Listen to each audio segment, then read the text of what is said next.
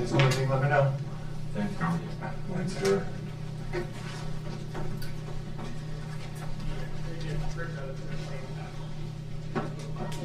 Good morning. All right. Anything you guys need? Yeah. That changes. Sometimes when you're over at my office, or unless there's something there, Kathy, are you ready for me to shut the up? Yeah. Oh, yeah. Yeah, but, I used to be able to, just click on something and open up and that, now it don't. Now you have to right click and you have to tell it to open it. Can you one day the power. Turn around. I know, I thought, hey, It wasn't one of us. I don't sit next to with my back to the door in the restaurant. I don't either. Yeah. I'm trying to, but the wife always tells us.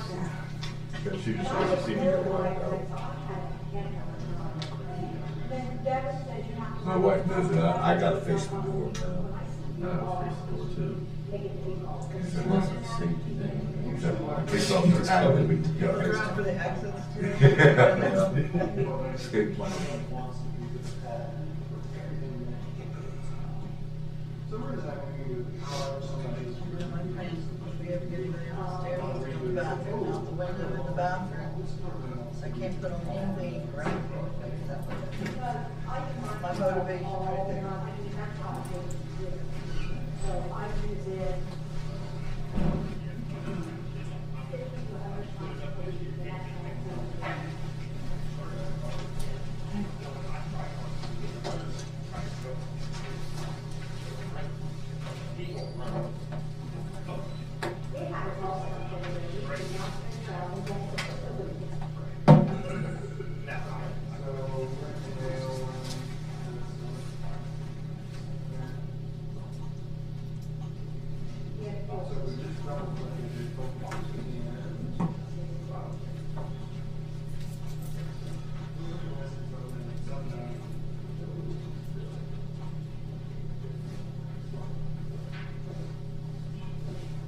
The 21 is gone.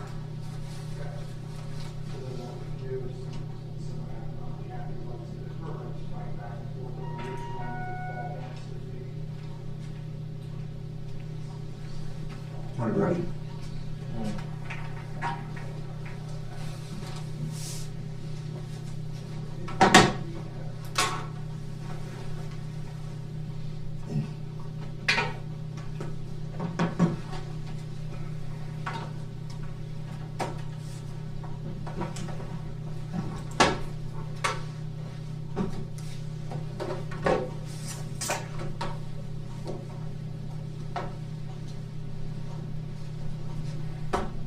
Yeah, I right click it and it's black and it's, I think it's 2020. Kiss that dog running deer over the weekend.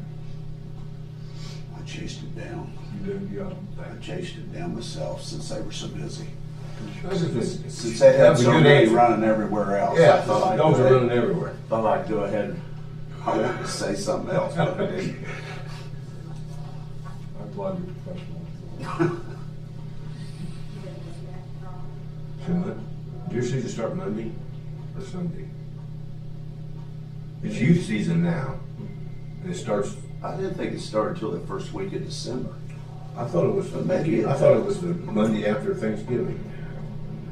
I don't know.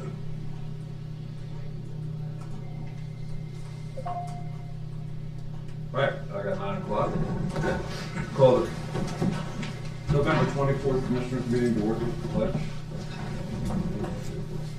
I pledge allegiance to the flag of the United States of America and to the republic for which it stands, one nation, under God, indivisible, with liberty and justice for all. Gun season starts December the 1st. December 1st. Runs through, 1st through the 7th. Excuse me? Youth is this weekend. Yeah, youth is this week. It was this week. But that's the gun season for everybody else. Everybody. Statewide 7-day gun season from December 1st through the 7th.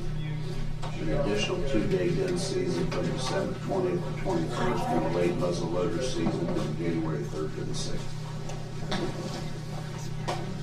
All right, bills for the week, $1,024,156.12. Half of that in $511,942 in JCGP grant, ACGP grant.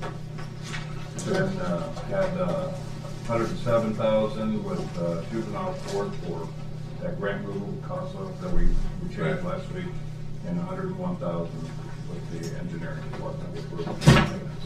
I'll make a motion to approve the bills. Oh, second. All in favor, say aye. Aye. We have a motion to approve the minutes from last week. Yes, I will. Second. All in favor, say aye. Aye.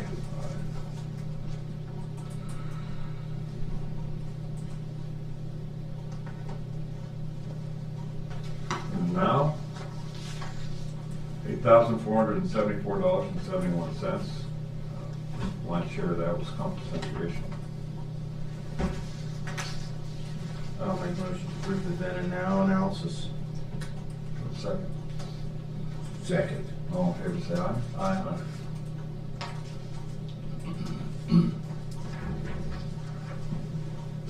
These annual fees, maybe it'll slip away. That's a court. Is that court? Mm-hmm. Oh, child support, whatever else. So what's gonna That's cost all us? networking. What's gonna cost us anything extra? I guess, it'll all stay out of it.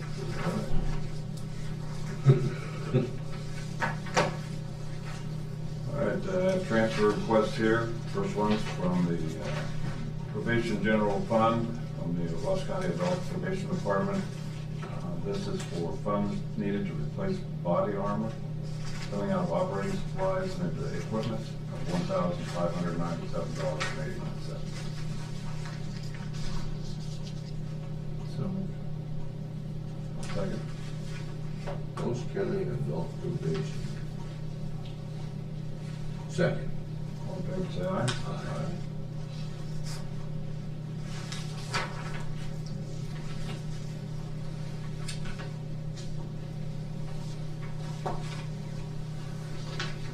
Second one is from Ross County Sheriff's Office for CLE, taking expenses out of contract services, moving into food supplies for $45,000 and equipment for $2,000, for a total of $47,000.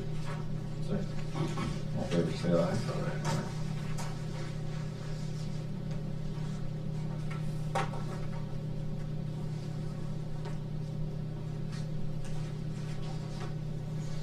This transfer is from the auditor for real estate assessments.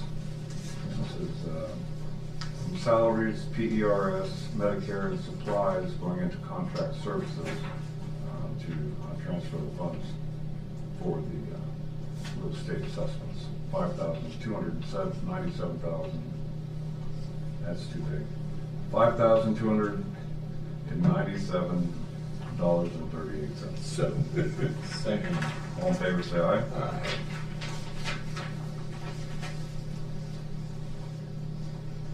If I say trillions in here, just slap me upside the I will keep a track of you. We knew what you was talking about, but I don't know if anybody else did. No, that's true. That's usually the way it goes. Okay, transfer funds from the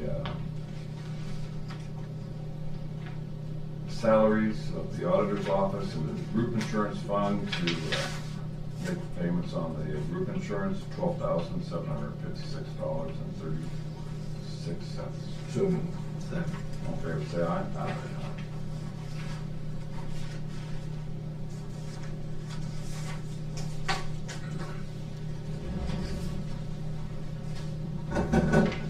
This appropriation is from the general fund to the COE, the amount of $249,500 that we approved last week.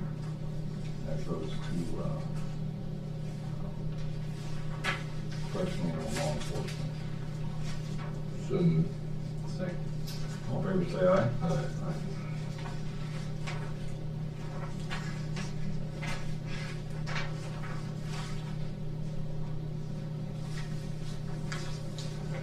transfer is from VOCA, from the general fund to VOCA, in the amount of $9,842.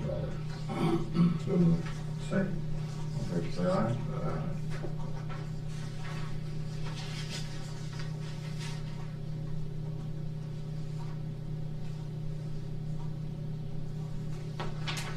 Next is appropriation, data processing from the general fund of $25,000, and this originates from appropriate funds from canceled 2024 POs for 2025 obligations. So moved. Second. All in favor, say aye.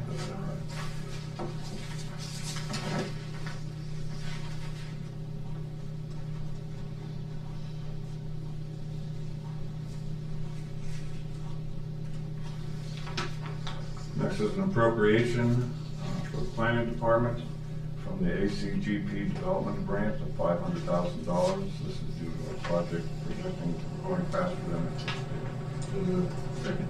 All in favor, say aye. It's the first time we've ever done that. Appropriated funds early out of the grant. We had one on that same grant. Yeah, I said we did it before. Same grant,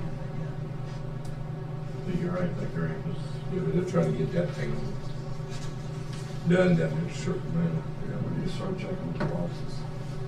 Next is an appropriation for funds. This is a return from the local grant, $137.31. So moved. All in favor, say aye.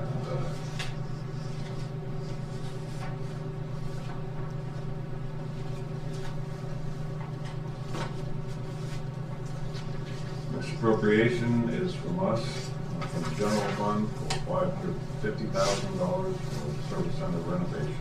So moved. Second. All in favor, say aye.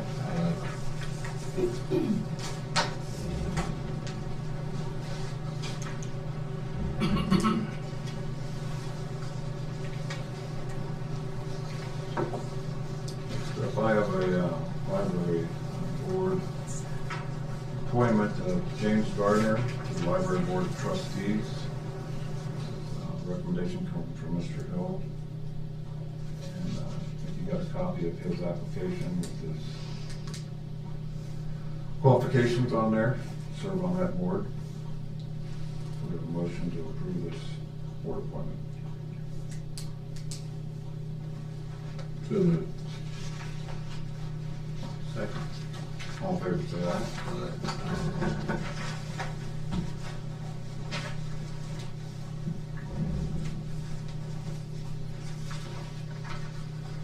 From the planning department, this is for administrative costs for an Ohio Water Pollution Control Loan Fund.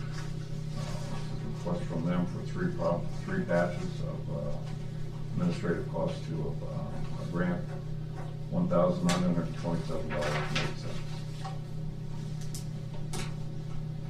So moved. so, second. Second. All in favor, say aye. Aye.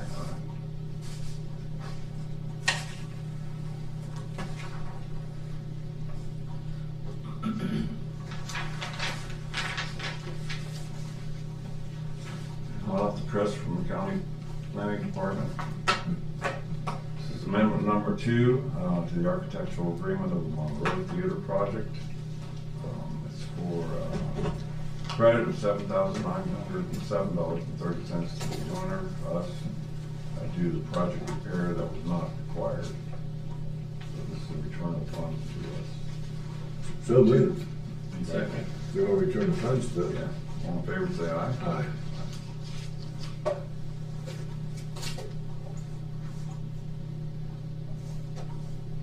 You can bring those over late anytime you want. Yeah.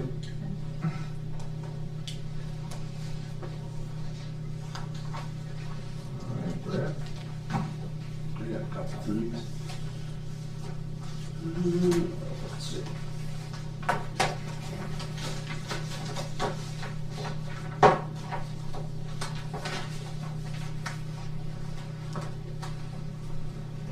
This came from Kim. Need you to sign 3 places there. 3 different sheets. Branch Bridge water line replacement. project notice of award.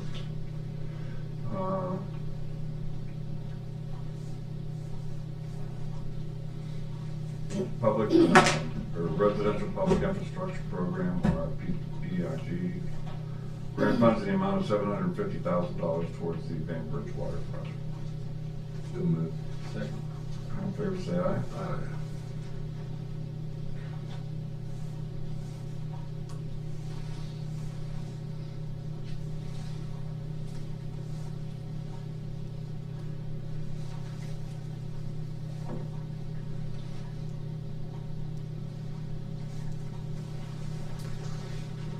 Gotta do 3 pages there. All the same. Oh, I didn't see it. Well, wait, let me just make copies. I don't know why they did it that way. I need some Cardinals paper here. And pay extra for that green too, probably. So you got your toothbrush too. And she was, no, she was in here last week. I put mine in the one. Did you? Like yours last year. This year. This year's? Oh, and the year before. Still hasn't brushed his teeth. I shouldn't have brought that up, should I? I'm sitting next to him, I know. I know this.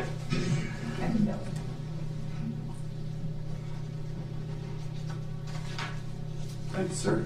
I'll get that to her. I met with Eric Bronlin, our rep for Corsa. We went through, they're getting ready to submit their annual report. Those are a list of all the things that are covered in the county. That's for your use. If you need it. it's Oh, yours. this is the list of what they cover? All the boards, all the properties, all, yeah. JDC in here? Is what? Is JDC in here? I don't know. He wasn't very talkative. He hasn't been very talkative lately at all. Don't get on your desk. Yeah. Jack brought it up during CEAO meeting. What did they have to say? He said, well, I just said, you know, he was talking about what banner year they've had and this and that, and I said, well, I imagine so when you don't take claims on what you're supposed to. And everybody Nice. just, you know, all the surrounding county commissioners, they just start laughing. Yeah. So, but then he came to me and he says, I think we might need to talk. This is John, not Bill. John Brownlee, yeah. And I said, no, my lawyers will be talking. Yeah, I was pissed. Okay. This isn't done. So that's just something for you to review. All right. We met with Deanna and the magistrate upstairs last week about that little office space they wanted. I sent you an email with this, Yeah. but I just wanted to see if you're fine with it or not. This is for the upstairs. This is for right across from Judge, or Magistrate de Caesar's office, so there's that little landing there, and we're gonna take a half of it Okay. to make a spot for the person they want to But put it's it. upstairs, not in the main floor. No, it's upstairs, second floor, back Is it just- stairway. They're paying for it. I know, but I'm just, Our guys will do the work. it could be temporary. They can't put issues up to make it temporary, because if things happen in the courthouse inside here, they're gonna tear it down anyway. I guess they just don't want it temporary. Somebody's got their own little room. Is this an existing magistrate that's located somewhere else? This is not for a magistrate, this is for, what did I call it last week? I was told, assignment commissioner. Oh, it's outside the magistrate's here. Okay. But it's right, it's to deal with the magistrates and the court as well.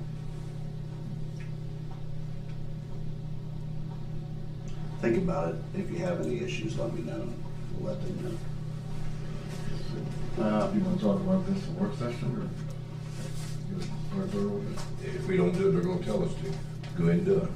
Really have a problem with it. I don't need it. So, Also, what is done? we're also, Devin and I and Aaron are meeting this week to go over this facilities paperwork that we have to take one of those, so we'll have something for you next week. That's all I got for now. All right. Yeah, we got 15 minutes before we can bring you on, so since the reporter comes in.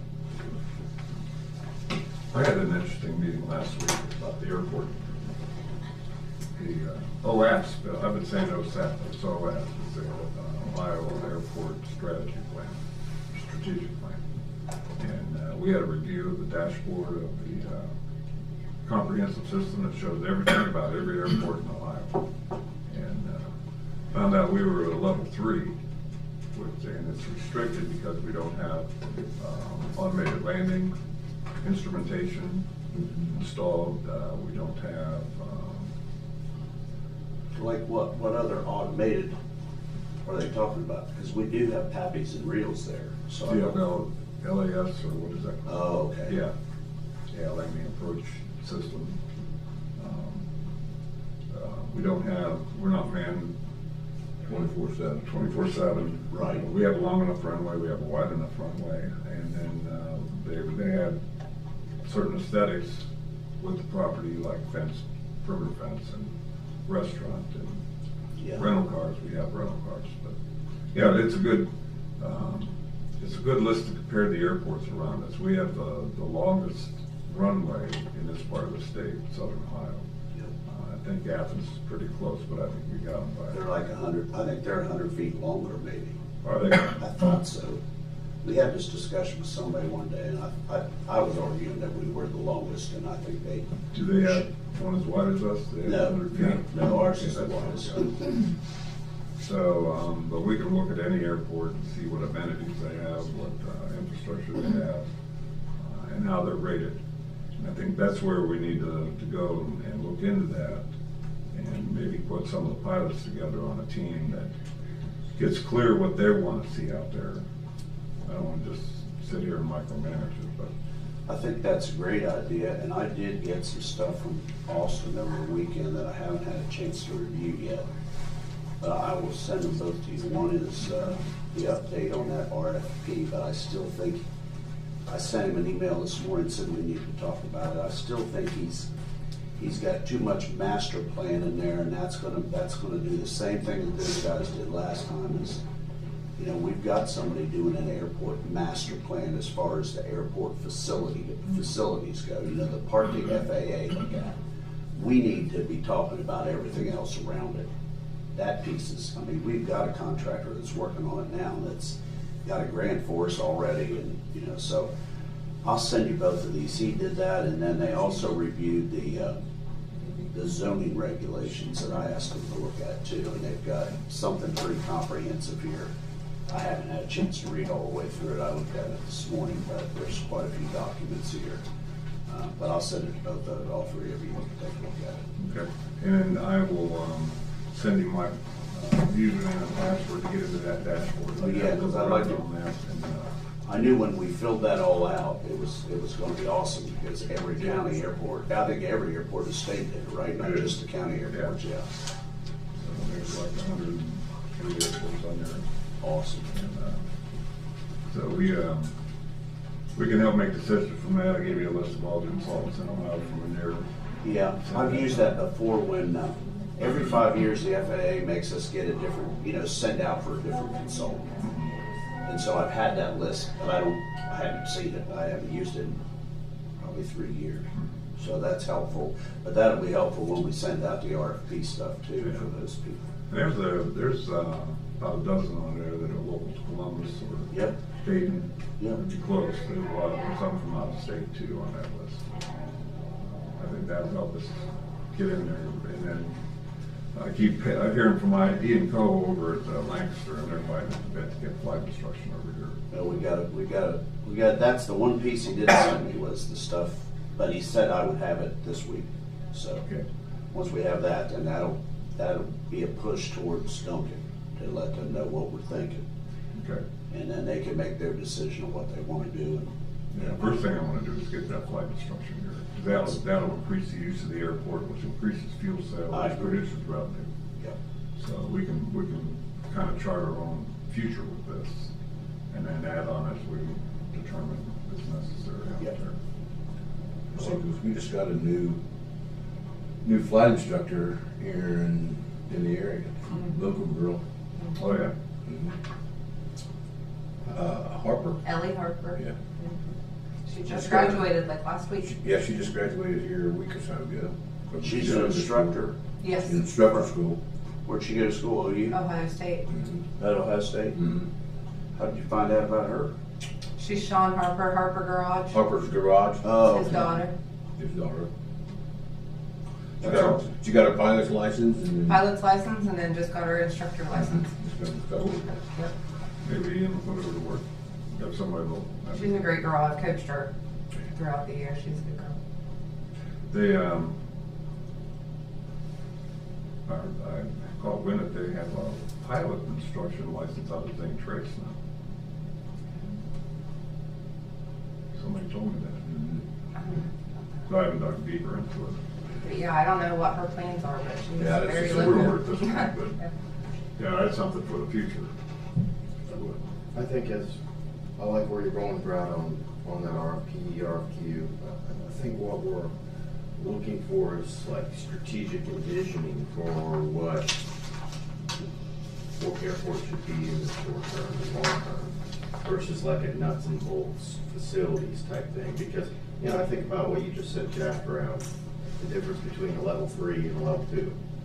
And we've got infrastructure that would be more aligned with the level 2 or whatever the proper level is. But what information we don't have is what's the long-term vision, what's the goal for the airport, and what's the ROI trade-off on the cost to add those things that could bring us up to a level 2. We might want to do that, but also we don't want to do that absent an idea of the cost benefit and does it align with what our airport is or what we want it to be. And that's why I'm excited about, you know, somebody getting in here and just giving us some, who knows more about airports comparatively and knows a community of our size what additional investment at the airport could mean for the community. I think that's what we're looking for in that, and it helps sort out all the other things, like what Jack has been doing great at listing out those services that we'd like to see available through the FBO, beginning with flight school. And that's so much different than a master plan for the airport, which we already have. Yeah. Right. You know, we've had to have that to get the grant money that we've been able to get over the years.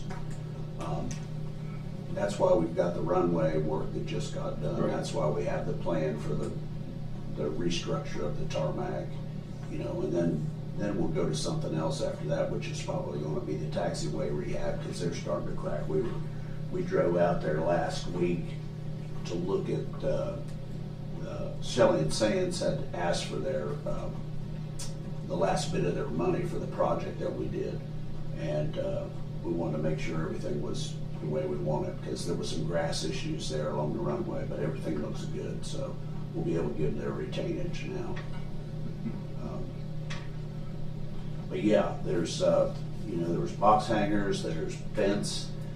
We looked at that fence, we have that in our 10-year plan.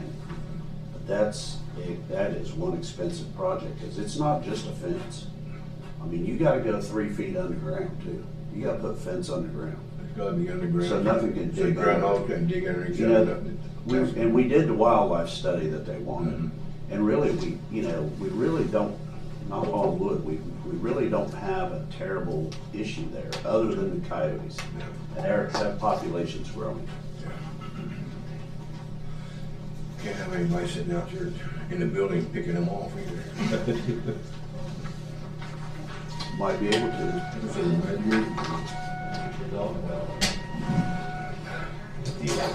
Too busy. Got dogs running We everywhere. got dogs running everywhere.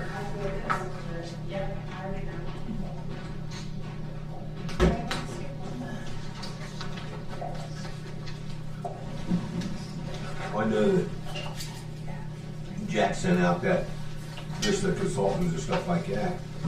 I don't know about you guys, but I'm pretty satisfied with Syntec. They've done a good job. And they've done a good job for us. But that's the other piece, you know, that's not the piece we're talking about now. Now, you can't seem to get that into, Also, yeah, I gotta work on that a little more with you. I'll send you this stuff now. Send me this now.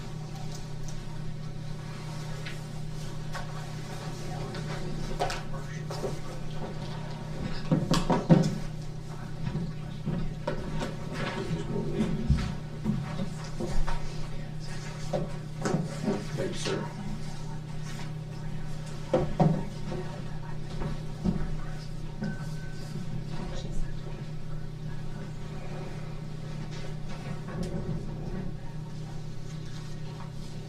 Did I hear you say time sheets had to be on Wednesday?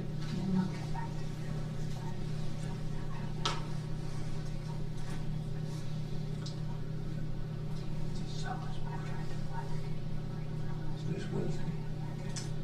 No, holiday. Oh, on the Wednesday or Thursday, Friday. Oh, yeah, I forgot about that.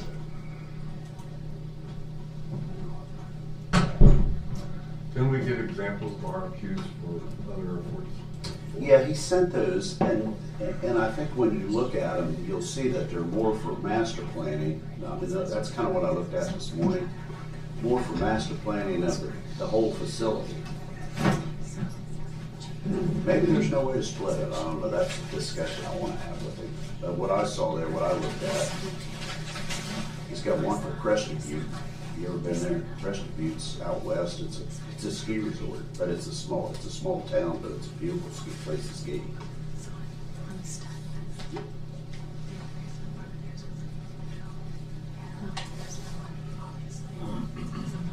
Also keep in mind that airport is part of the overall comprehensive plan. Yeah. The area around the airport and the airport itself.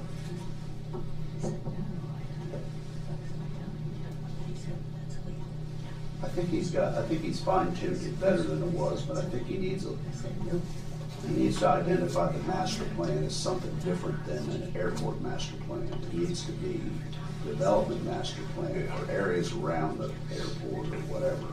Talking about Austin. Excuse me? Talking about Austin. Yeah. When you look at it, you'll see he's got it on there where he actually redlined some of the ones he had there before.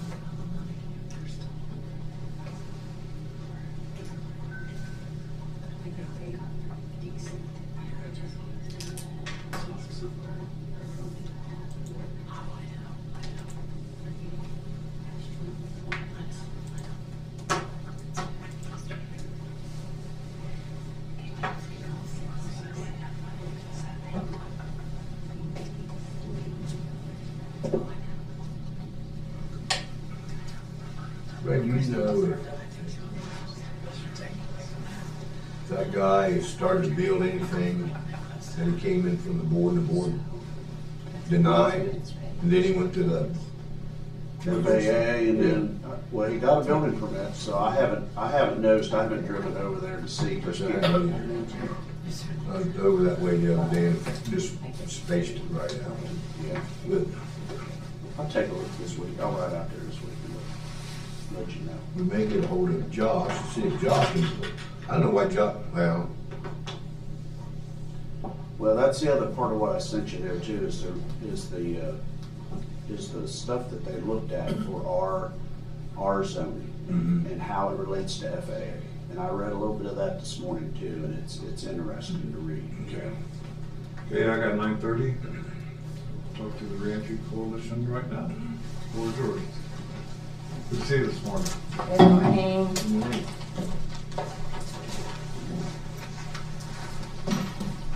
I brought you guys some things. Don't try to smooth this over. That's right. Well, I mean, are you seeing through me already? The company ain't gonna move. So- Oh, you throw the calendar in this. So we were able to finally get stuff like this. We never had promotional stuff before as a reentry coalition, like in the history of free entry. So it's exciting, I think, anyway. But stuff like this makes me excited. Skipped this information on the bottom. Oh, Skipped is there. skipped, yeah. Thank you. Frustrating. I know, I had a couple that were completely blank. Thank you. This is really powerful too. Appreciate that. Yeah. Have some extras of. That one's my shape.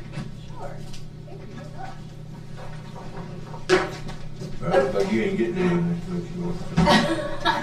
That's okay. I always get left out. It's Hey, I got a pen. It's okay. Thank you. I have a pen. So, first of all, if it's okay, I would like, I brought Miss Amy Davis with us today. She is one of our SCIP parents. And I know you guys have got to hear from our reentry offenders, or justice involved rather. So I thought it would be nice to hear from a SCIP parent, so she can tell you a little bit of her situation and why SCIP was helpful to her. Go ahead. Okay, almost 10 years ago, due to my brother's behavior and his drug addiction and abuse, and his wife's drug addiction and abuse, I had landed 7 kids on top of my own 3 kids at home. I actually had 4, but my oldest was out. She was grown at the time. There was a lot of things that these kids had been through prior to me. They had already been to foster care before Lois came home. So 2 of them had a lot of issues from previous before, and I had to get rid of them quickly. 5 of them I kept. Almost 9 years later, I still have. I'm down to 4. The other one, he's 19 and has graduated, and I have 1 of mine left at home. My other 2 have graduated, but that leaves me with 5 kids. My husband passed away a little over 2 years ago, leaving me the only adult in the household with 5 kids, and trying to get from point A to point B, trying to make sure they can do things they want to do. And if it wasn't for the program, honestly, I have 2 girls in cheerleading right now, and my oldest niece, she just turned 16. She's a sophomore. She is doing cheerleading for Adina School, and they just finished football. She's also in the competition with the school and basketball. And then my youngest that's left at home is in basketball and just finished the football season 2. And of course, she has a dad who cannot stay out of the system either. We were pretty much over with shortly after she came. He's back in the system too as we speak. And it's just a lot. I try not to reach out. My oldest daughter works for Help Me Grow, and she's the one who linked me to Brandy, because I don't usually, the school knows I won't ask for help too. When my husband passed, they helped me because I had no insurance between my school and my church. I don't know how I would have made it through, but God always makes a way, and I really feel like if it wasn't for this program, my girls wouldn't get to be where they are today. It's a lot on me, the back and forth. I work. Right now, I'm struggling with my work situation because right now I've got kids getting off the bus at 3:30. Those two are not there, so, but I still work. I always work. I am a very independent person, and I don't like to ask for help. I have that pride issue. I don't like to be that person that goes out there and has to use a food card or whatever, but with 5 kids, it's inevitable with me. 4 of them not my own, and the situation that I'm put in. But like I said, if it was not for them guys helping the way that they helped, there's no possible way that my 2 girls, and we just went to a banquet Friday for their cheer, both the girls, and my niece got a plaque. I showed her, she got a plaque for the most improved cheerleader. This is the first time she's ever cheered. She's done track and she's done other stuff, but the cheer was way more expensive than the track was. But she did get a plaque. That was for junior varsity and varsity of the most improved. And then my biological daughter, who is in 7th grade, she got a letter A and an award too. So it's just, it's helping them open up in new ways that they haven't, and seeing them grow. When they did, I make sure my kids know where stuff. I brought my girls to meet Brandy, and I let them know that, and they thanked her because this isn't. If somebody helps, they are going to thank them. They're going to appreciate where the help came from.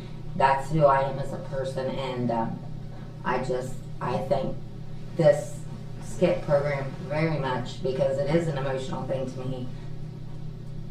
That there's no way I could have afforded the cost of cheerleading.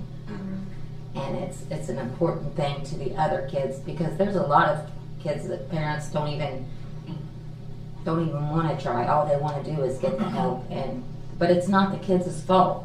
They deserve the help that the parents aren't willing to put the effort into giving them. Thank you. Cheerleading is expensive. Very expensive. I didn't realize how expensive it is. But You could have asked me, I'd have told you. I knew because my second oldest did it. She did it, but I didn't have. I did have 4 kids at the time, but my life situation was very different. And to be honest with you, it's crazy because they've all been raised the exact same way, but just the DNA and the whatever with my brother and his ex-wife, they're not like their maturity level, even raised the way that mine are, and they're very respectful kids, but their maturity level is not where my children's level was at that age. Like if I needed to leave for work at 5:30, my 2 oldest daughters, who was 28 and 25, they would have been fine at 15 and 16 years to make sure all those kids is out the door. The youngest 4 I have are, or youngest 3, they're Spitfires. And the one, he was born addicted to drugs, actually. We went through a lot with ADHD, OCD, ODD. Like, I've been through a lot working on the levels of, and actually he just broke my heart because they all want to do sports, but I'm one person and I tell them they have to wait their turn. He was like, but I just want to do basketball. And I was like, I know, and you'll get there, you'll get your turn. But these 2 cheerleaders are running me now where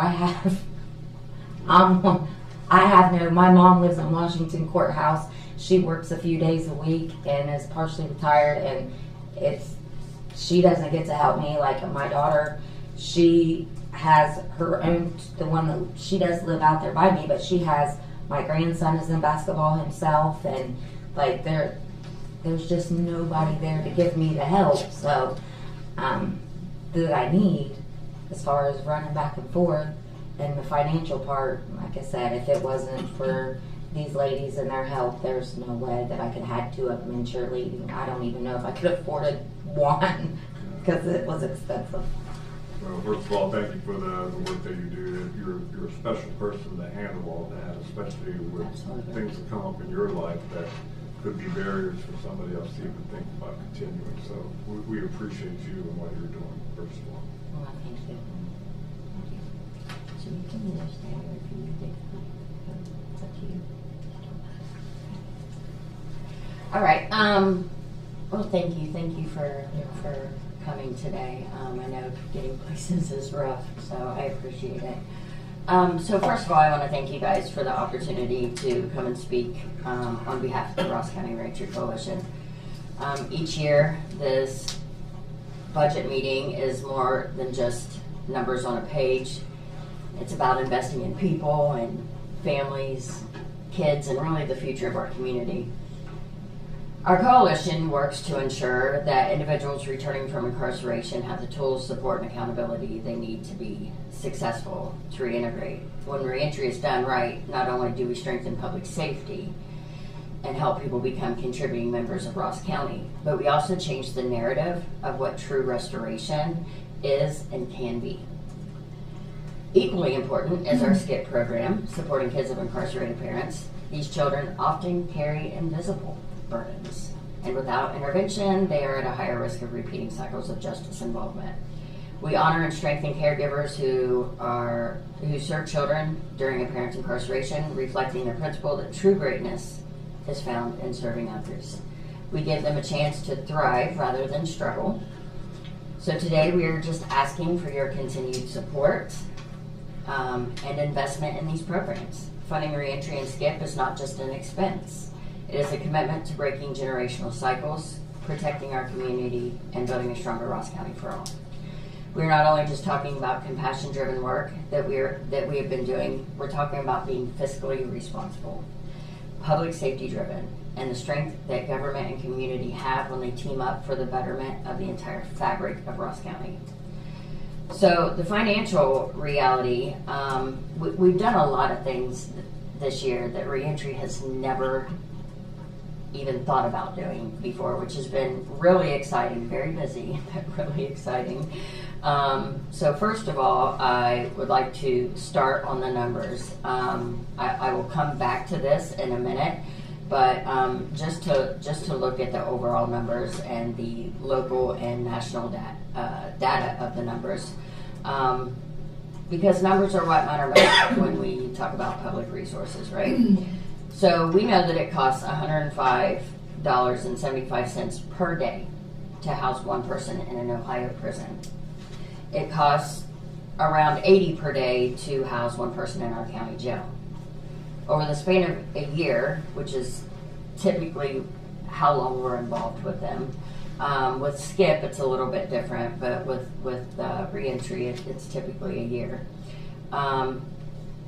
That becomes over $38,000 per person in state prison, which is $38,000 per person in a state prison, and more than $29,200 per person in a county jail. So every single time we help someone avoid going back, every time a person remains stable, employed, compliant, and connected, we save the county roughly over $2 million. And the financial savings don't stop with incarceration. Recidivism creates expensive ripple effects like court costs,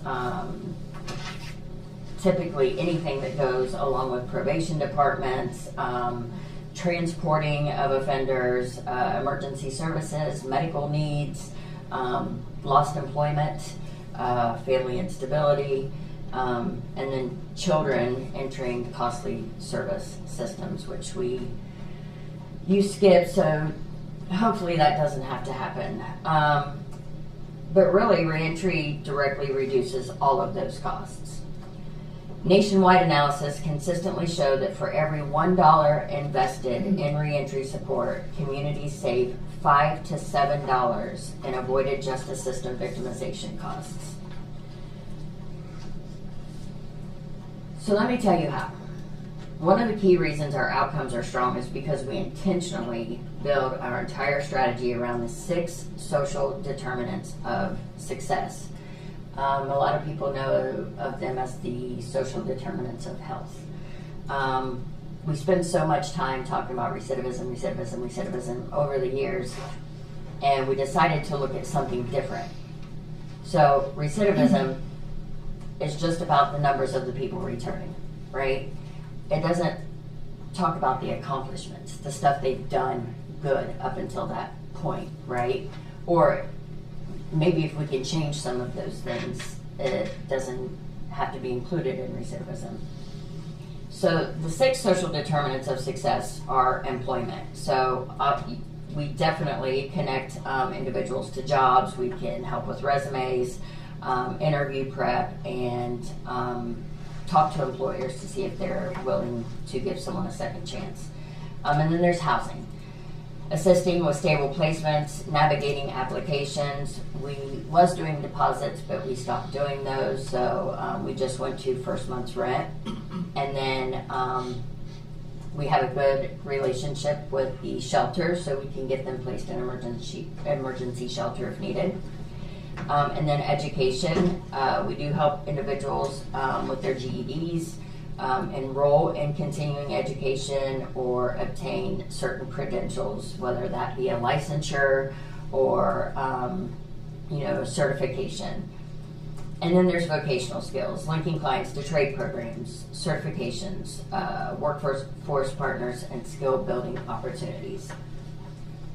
And then we have family and social support, which we do try to strengthen the relationships, or we unify parents. That's not always possible in some of these family dynamics, but we do try to encourage it if it is possible.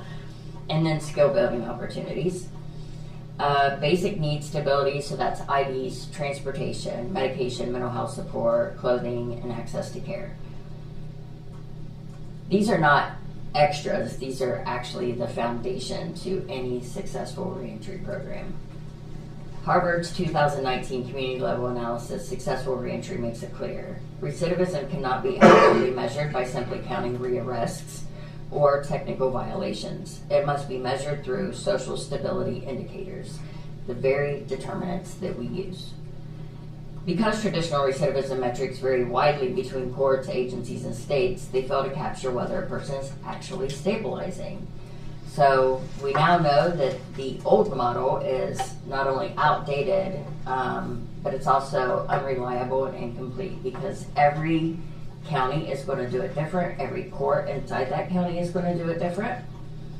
So we try to structure our strategic plan, and I think I sent you guys a copy of it at our last meeting. And 1 second. Excuse me. And I will get to that in just a minute. We try to look at our strategic plan as not just words on a document, right? We actually try to strive to complete those goals, and if we didn't make it there, then we're completely transparent about that. We do know that when someone is stable in areas, recidivism naturally drops. So although we didn't receive the funding until like about halfway through the year, we still was able to help 70 adults stabilize their lives, and we supported around 30 children through SCIP, and we still have about 23 active children right now.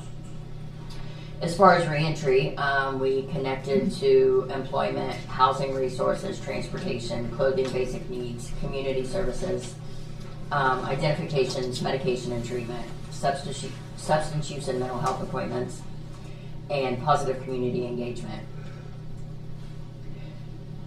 The importance of SCIP: children with an incarcerated parent are 6 times more likely to become incarcerated themselves. They're more likely to experience trauma and instability, and they're more likely to require costly school or behavioral services. But when we step in with support like connection, or if it's just helping someone, with cheerleading fees or sending someone to camp, we definitely focus on those more positive things that we know that can further help that child. And we also do a Christmas event that you guys are more than welcome to attend. It's on December 11th at Walmart from 5 to 7. We call it our SCIP for Christmas event. So we just take the kids shopping, let them pick out whatever they want. There's a limit, and then we get a Christmas meal for the caregiver. We try to prevent the next generation from being involved in the justice system. We try to reduce trauma, strengthen families, break cycles. I think SKIP is such an important program. I was never big with SKIP even being a part of reentry. I work with adults and kids. For me personally, I knew that I would either want to snatch one up or cry all day, right? But it has opened a new part of me. I'm telling you, and I'm going to try not to cry, but it's not these kids' fault.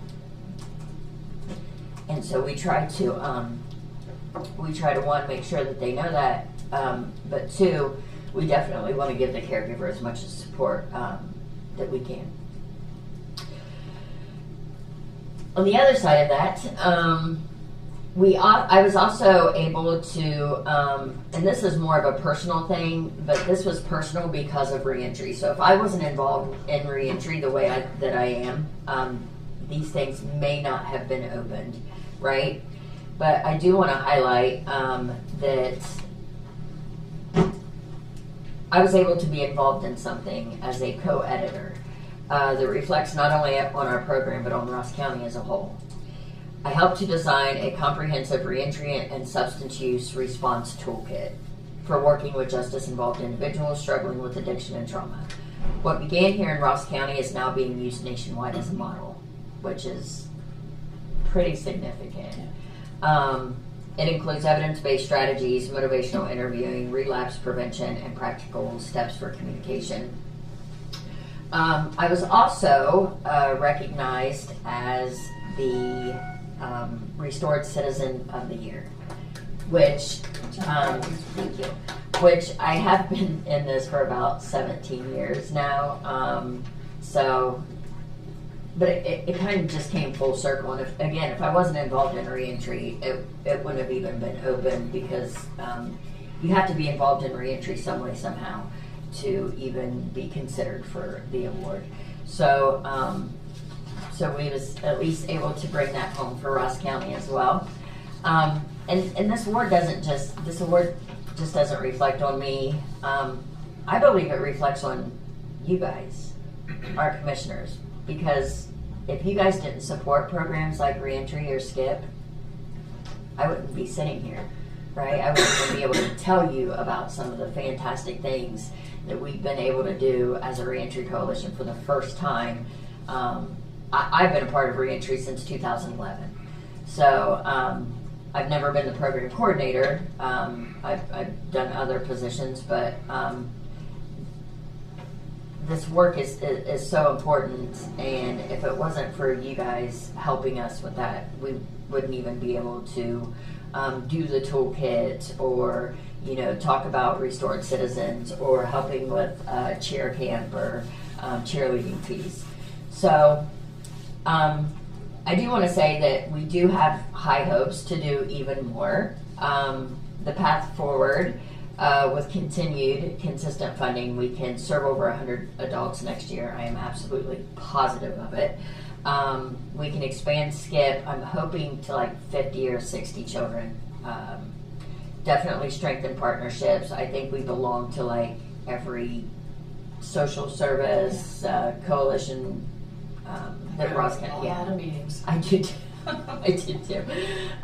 Prevent jail days, reduce violations, and connect more families, and increase employment. We have gotten so many justice-involved individuals employment, and housing, which housing has been, it's been rough. And I also believe that we have saved the county significant money, not just through the reduced recidivism, but stabilization. Because funding reentry isn't a cost, it's really a cost saver if you look at it. It's also a safety strategy and an investment in our community stability. So in closing, the Ross County Reentry Coalition and SKIP are not just programs, they are smart evidence-based public safety solutions. Your support last year made measurable differences. With stable support this year, we can continue helping residents succeed, children thrive, and our county remains safe and fiscally strong. So thank you for your time and continued commitment for the coalition. How much did you give last year? 40. You know, How much you want this year? Since you give me all that fluff and stuff that you just gotta We was going to ask for 50, and I do want to say, last year when we came to you, we were asked if we would look at grants and stuff like that, and I did. But here's what happened: a certain person took office, and everything got doged. Not that I don't think was necessary, but they shut down all grant funding. That literally everything got shut down for a short while, and they have started opening it back up, but it's been very slow, very slow. We did get the United Way fund. We asked for 15 and got 5, but we're thankful for anything. And I did write another one this year, and I'm pretty positive we'll get it. I just don't know how much. Something. Yeah. So. we know each other. I mean, I just admire your work and what you have done for the community, and that award was well deserved. Well deserved. We, on the other hand, touch Child and Family Services, Child Protection Services, and juvenile detention facilities. So we kind of got the too late part of this, where you kind of in your subset of reentry and returning people from the system that have children, the prevention side of it. Yeah. And I see that as being a key element to an overall strategy. Absolutely. For not only reducing recidivism, but also not to train future criminals, because they live by example, and some examples are great, some aren't. Yeah. So, I think what I would like to see, and we had this discussion last year, is putting down goals and objectives and what you were trying to accomplish. What I would like to see is a written response to those goals and objectives, and specifically what you accomplished with this team here in Ross County. I have it for you. Good. See, there we go. She knows what I want. She's on top of it. I mean, this is a hard document, but I can email it to all of you. Would you please? And that would give us all a first person look at the way you work, what you're trying to do, and what you've already done this year. And maybe we can help as we see these other areas developing, where we see what kind of kids are landing at foster care and what kind of kids are landing at the juvenile detention facility, and reverse engineer that. We can put some preventive stuff and give you ideas of new things to do to make this full circle. Yeah, I think that would be fantastic. I would love to just even be connected with that side. We usually get most of our referrals from like integrated services, or integrated services is in a lot of the schools, so they have somebody at the school that'll reach out to us. But which Skip is fairly new, but yeah, I would love to have a connection, because I'm sure they have caregivers with an incarcerated parent that could use some help, you know what I mean? And just with the access that I have with my full-time job at the sheriff's office, I think it would be very beneficial for the caregiver. Yeah, I think, the other two agencies are reactive. Yeah. They respond to what has been handed to them. I see this as a way to change future activities of kids and help on the prevention side, which we don't have right now. I know. And that's what's so intriguing about this, is looking at the front end of the issue instead of reacting to the back end of it. And so I think there's a lot that we can explore together with charting out a new program that is innovative, that maybe it's never been tried before. Maybe it won't work, but we won't know unless we try. Gotta try. Yeah. Gotta try. So that's my life sense. I think we can help make the connection to JFS and Child. Awesome. If you want, or Kathy or one of us can help just make an email intro to Director Walker. I think the goals and things, that's really helpful. If you have specificity as well around what the costs, you know, the contribution that we would make, where they go specifically in addressing certain costs, it's helpful. I think just anytime we're looking toward granting some sort of support, or it's helpful for us to have some specificity around what our dollars are actually providing. Absolutely. I can say this, so we did have an office that we were paying, I think it was $400 a month, and then there was internet that we had got an introductory price. You know how they get you, and then it went up, like skyrocketed. So at the last couple months we were paying like $105 for, and it was just for the internet. I was able to move our office into the Terry Collins Reentry Center, out where my office is. There was an office open next door to my office, and so we now have office space there that we don't have to pay for. We use our internet, basically, it's Wi-Fi. So that was another cost that we was able to like cut out, because our goal was to put as much money into people as we could. So I do get paid. I work 4 hours a day. Some weekends if there's an event, Saturdays rather. So everything else goes to the people. Yeah, we're very intentional. Yeah. But I will definitely put everything. I miss it. Absolutely. I can actually send, and I don't even know if this matters to you guys, but I had done a report for one of our coalition meetings for return on investment when investing in a justice-involved individual, and I was kind of surprised myself. So I do have that document if you guys would like it as well. And then I have our strategic plan with what we've accomplished, what we're working towards, and what we haven't accomplished yet. And then I also have the toolkit, but She's fantastic. He's a beast, so I don't know if you want that or not. But I wanted to make sure that I came with receipts, so I wasn't just talking to be talking.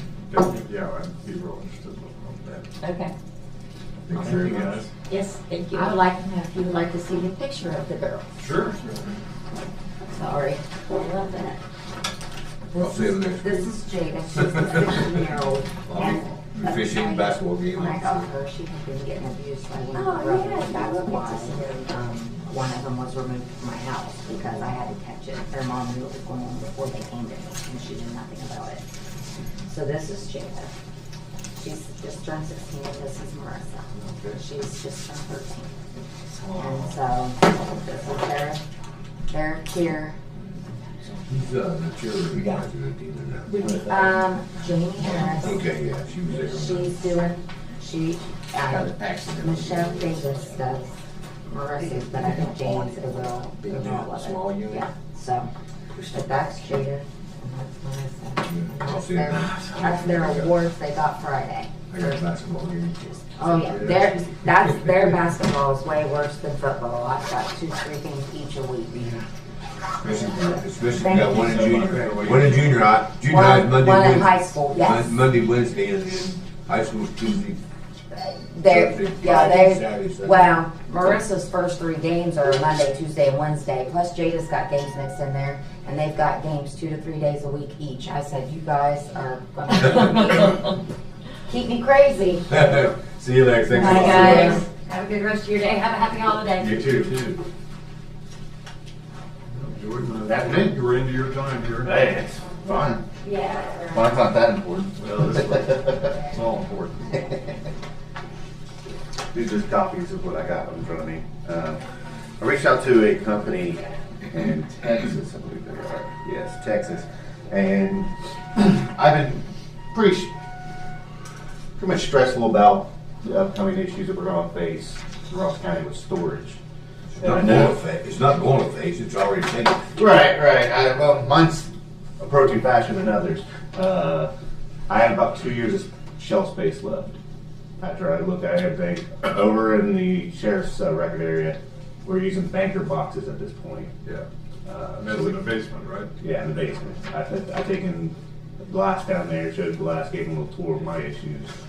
But as you're walking back to mine, you look at the auditors, you look at the treasurers. I think auditor section, I think some of the files are falling onto the floor because the shelving's breaking at this point from the weight of all the files. So I reached out to this company. I gave them specifications of what a remedy would be for a quick fix for my larger storage area. And I wanted to bring this to you guys because I think I want to try and get mine developed in a way where it's like a precursor to a larger project. So mine just flows naturally into a larger project. That's my plan here. And on this front page here, just see where it's saying 14% more room for growth. That will continue to grow as the project evolves into a larger storage area. None of these files ever go away, do they? I mean, record retention? Some of them are lifetime record retention. Like a lot of Jeffers is lifetime record retention. Mine are more historical documents that they are the history of Ross County. So I can understand some aspects of the judges where they don't want to get rid of the physical copies because it is our history. It is our history here in Ross County. A lot of clerical documents, divorce records, marriages, land disputes. I mean, that is our history here in Ross County. So preserving it's been on my mind heavily since taking office.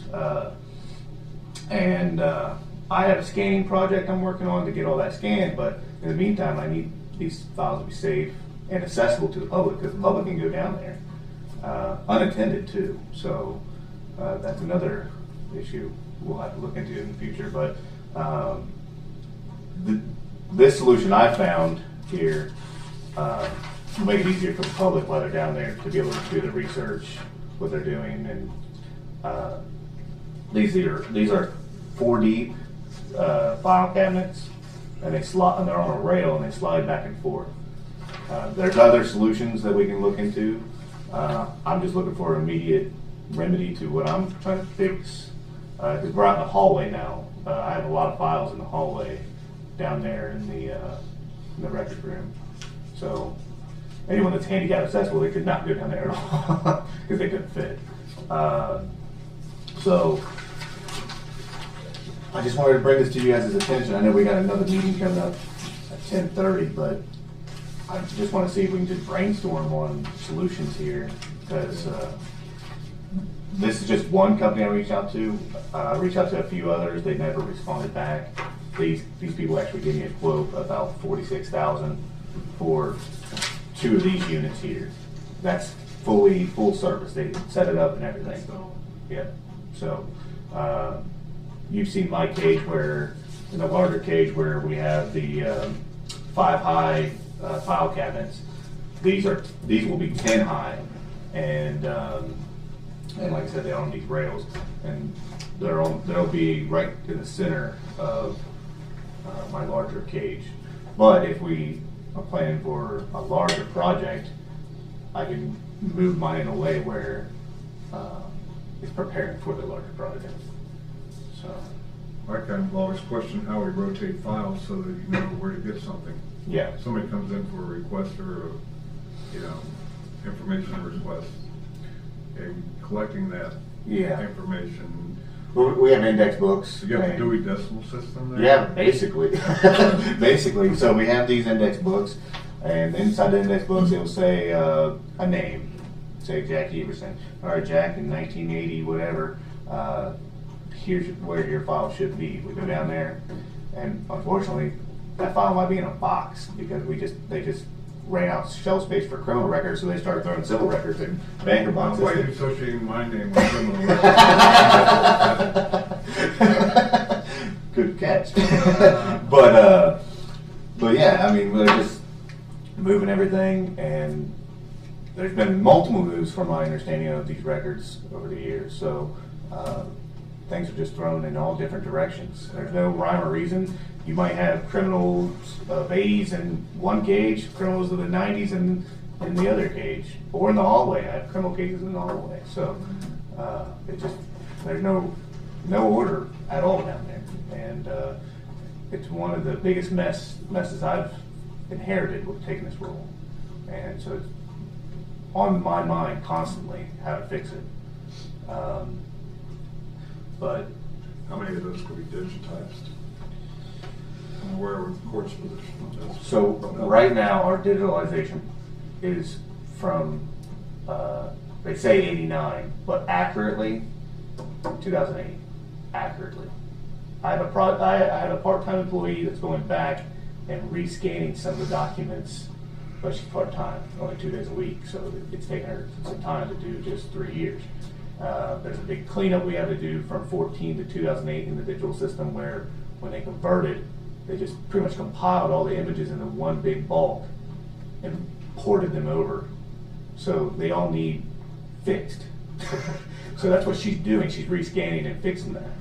And prior to 08, their system was pretty, not as modern as they claimed it was. And so that was from 89 to, I believe, 08. So all that needs rescanning and fixed as well. Is that getting rid of any paper? That's my goal in the future. I mean, if they digitize it, the paper copy go away? It could, with permission, and that's where we don't have that right now. We don't have the permission to do that. Ohio law, though, says the electronic file is the file of record, so it will be official records. It just won't be like desired records. Yeah. So, but for the larger plan, further out in the future, my plan is to be able to get rid of some documents in the future. I've been discussing with the judges on divorce cases because those are pretty much the most wanted items that I've noticed. And once we scan them, and that the person comes up and says, "Hey, I want my document," we're able to pull it off immediately. I don't really see the need for it, so they keep a physical copy of it. So I'm going to, or at least minimize a physical copy of it. Some of these divorce records are like this thick. So I'd like to see it more into like an index system where, yeah, here's the case folder, there's a page that tells you, hey, it's all online. So, and where to find it online. So that's my push for it. But what we got the issue for now is I need to get a remedy for it. But I know you're in the corner with this. Yeah. You just got by the end of my term, I will be out. My first term here, I will be out of storage by the end of it. So. Yeah, there's other directions we need to go with this, but we don't have authority over those files to do that. And maybe this afternoon. Yeah, but I'm just a keeper of the files. They're not my files. Yeah, just remember they're not your files. Right. You're just a keeper of them. Just a keeper of them. I just got to keep them safe. That's all I got to do. And well, the thing is one of the things is when that law enforcement complex was built, that basement was not for storage. Right. Yeah. Where I guess I don't know exactly where were these documents prior to that build.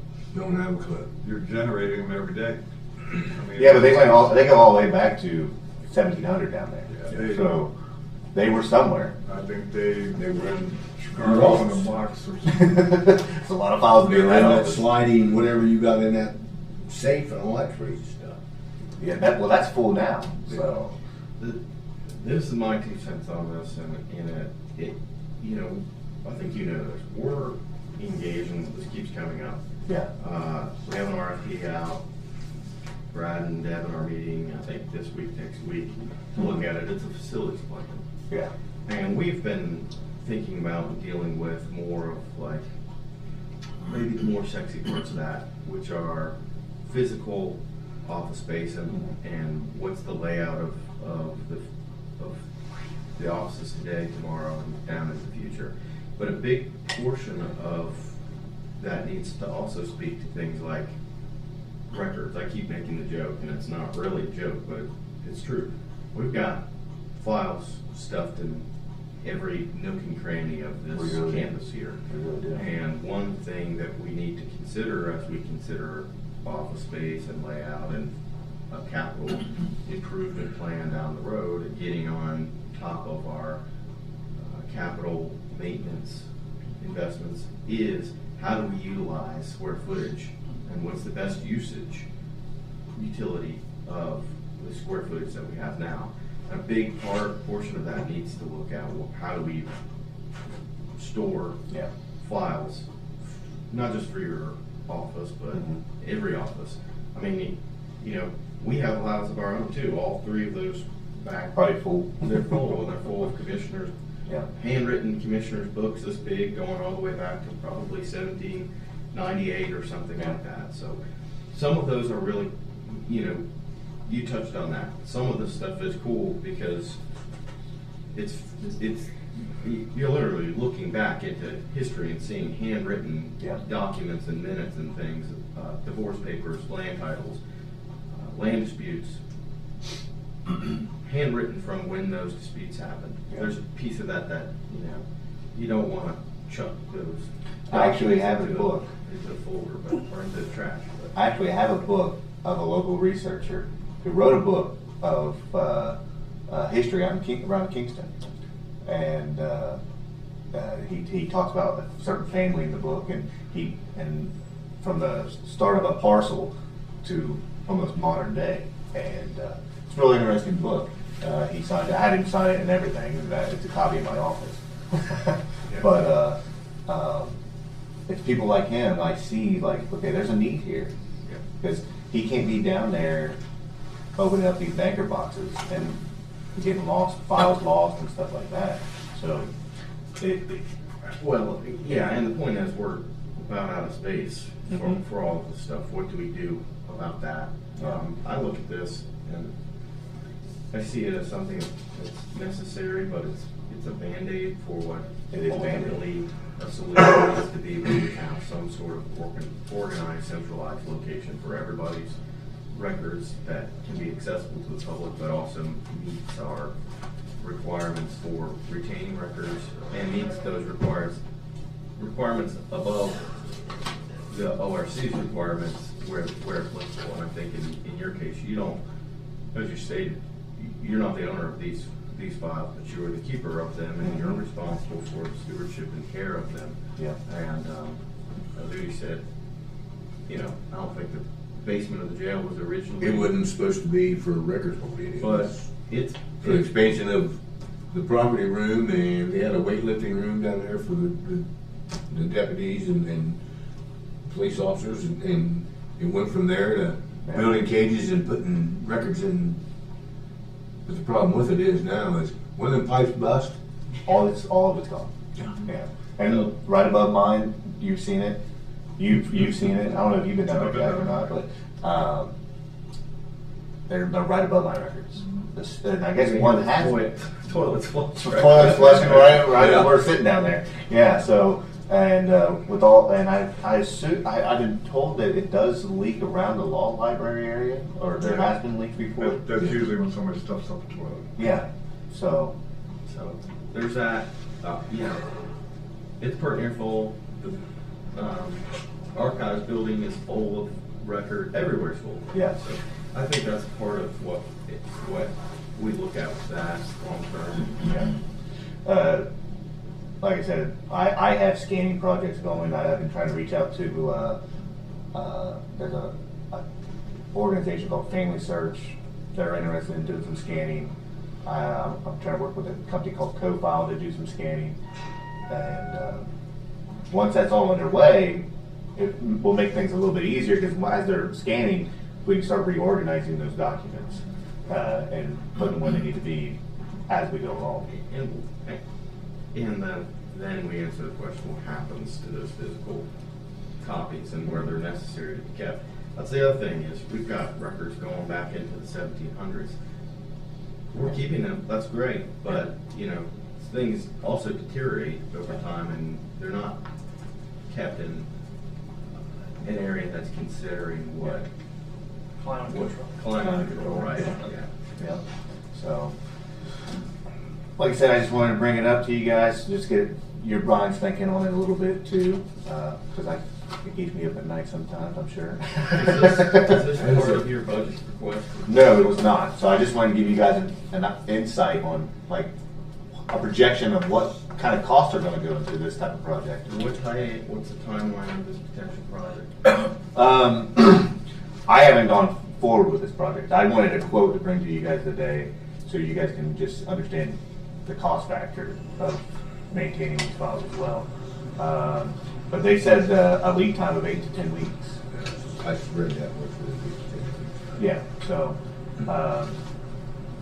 very approachable company, but I think for a larger project, we have to go through, probably an RFP, for a countywide project. I think mine's just under an RFP request for full service, so. Do we have exact pricing on this? Exact pricing was $46,793.11. It's on the first page here with the highlighted stuff. Where do you want to put that, Jordan? Down in the basement. Yeah, well, yeah, it'd be down in the basement, but I guess it would be removable if we were going to another facility or being able to upgrade our facility that's down there. So it's one of those things. We just gotta be mindful of stuff. I know, like I spoke with Brad about some storage that was out at the title department. They had those rolling file cabinets that you crank, and they just threw them all in the trash. That's when they did the remodel. So that would have been real nice to have them down there. But Actually, I think we may have sold those on gut deals, but Yeah. either, I can't remember how we took them up out of there. And I'm not sure we did or the contractor did when we expanded that place, but they were purchased by all the girls, your office. all the girls over there, they said they just folded them up and threw them in the trash can. Well, they may have.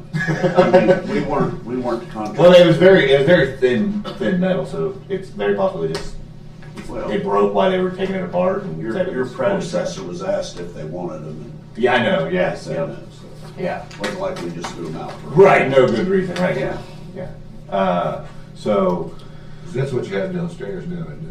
in my office, Yeah, yes, that's right. and they're great, but they are bulky. They are. They can potentially become high maintenance. I might have to do some repairs on the ones that are down there now. They're kind of getting a little flimsy and falling apart. These ones, they told me were pretty solid. I think they're in a heavier metal grade. And I have similar cabinets like this as well, and the staff seem to like these better than the rolling cranes. Because these just slide on a rail back and forth, so they go exactly to where they need to go. So, we'll discuss this more, I'm sure, in the future, but I just wanted to bring it up again, Okay. keep it fresh. So, if you guys got any questions or anything, let me know. I'll keep researching other solutions, other companies, see where we can find a better deal. But We gotta talk about a better fix, so. yeah. But I think we're getting close to the next meeting. Yeah. Who wants to come to the next one? Just you, Jeff? So, Mark's out there. Oh, Is Jeff, so Jeff out there, is Jeffers part of this? Records extension? yeah. I'm not totally clear on what we're doing. Is this like the all county records No, retention? this is Jeff Marks is putting together a new records retention schedule. Okay. And before we can send it up to the Ohio History Connection for approval, we just have to say, yes, we approve them. Is this for Jeff's office only? Yes. Okay. I have not updated the auditors. I don't even know if it needs to be updated, but what we have in place is what we have when I got here. It's a countywide retention, isn't it? Not all departments have a countywide. They don't all, like the commissioners have a records retention schedule, and some departments use our records. Yeah, retention schedule. that's the way I But understand it. every department can put them together. Together with our own retention, yeah. I don't know, I need to look at that for the auditor's office, I guess, but it seems to me whatever the commissioners have It's the same thing that works you for probably, me, you know what I mean? But I don't know. See. Well, you're gonna have different records though that have different requirements for retention Yeah. than the commissioners would have. That's why most entities have their own records retention schedule because it's unique to.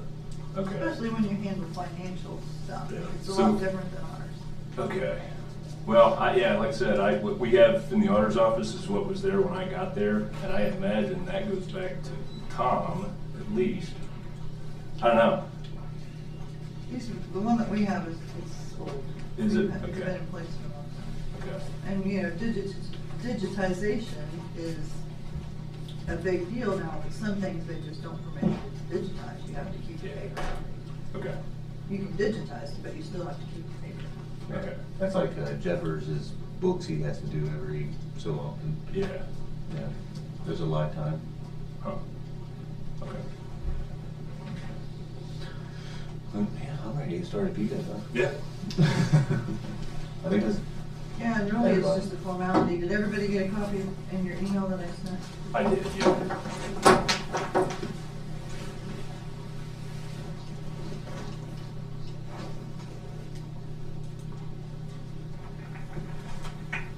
Really, the only big change on it is just allowing us to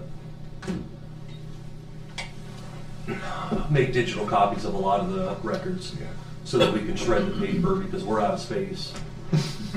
In our office, we've got a whole conference room full of boxes that we're waiting to shred, and You got it all downstairs. get the whole downstairs. it's all full. Thank you. I know you've been down there recently with the construction and the flooding and the everything else, but You know, when LCMP. I don't go down there, so I'm not sure what it looks like. Jack, when you took me and Jeff over to LCMB at some point last year, the previous week had just ordered a filing cabinet that was gonna be delivered. And we went over there and they had all those filing cabinets. I'm like, hey, we can save $200. So I just swiped one of those and brought it over and canceled. There you go. Yeah. Funny. Yeah, most of that stuff's not worth it, but there is some. there's Yeah, it's some markets mostly junk, but Yeah. we found a good one. there. Yeah. Kathy, what did you send out that? and you just missed on a big grad development news piece. Yeah. I sent just an invitation and along with the records retention schedule. Yeah. Is it, what date did you send that? This should clear up an infinite amount of space for us. Infinite's probably the wrong word, but It would have been the 19th. a hell of a lot of space. Yeah.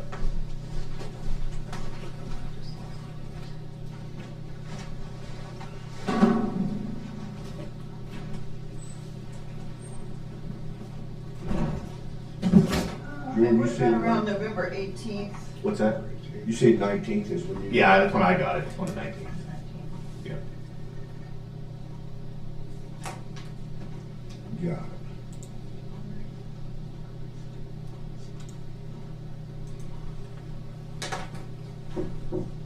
Kind of set myself up poorly for you sending me those 200 pages I should look at, didn't I?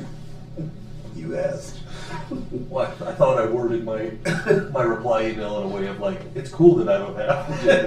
Right, and so I sent them to you electronically. I was gonna bring them over there. They're about this thing. I'm just like, I asked for it. I just want everybody to be aware that we are live. Okay, before you.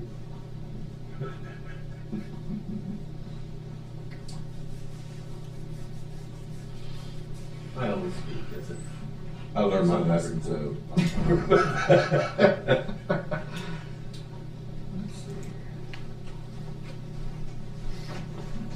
Do you have that records retention schedule in your file, Josh? Yeah. Right here. Yeah, it's right there. Yeah. Oh, okay, you got it? Yeah. Well, it's 10:30, so we'll call the meeting to order.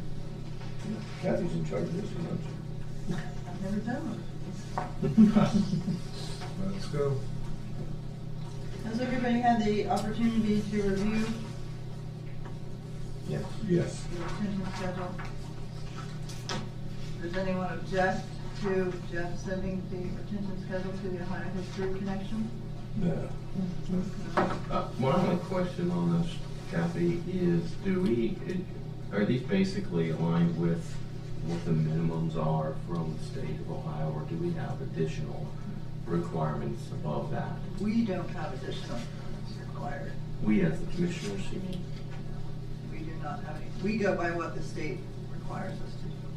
And in preparing this, we went through, and I want to say there are about 4 or 5 different prosecutors' offices that have their records retention schedules available online or through the Ohio Historical Connection. So we've done some comparisons with those and kind of made it uniform with what prosecuting attorney offices across the state are doing.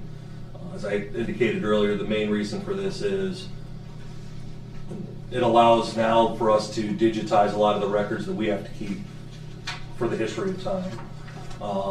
And what we're planning on doing is not only have we made a digital copy of it, but we've also saved it on our case management software system. So we're going to have 2 separate copies independent of each other going forward for all of these files that will allow us to go ahead and shred some of the paper that will clear up a lot of space for us. I think when we moved in 2019, we kept 10 years worth of files, local, and the rest were sent off to Chicago to the warehouse for storage.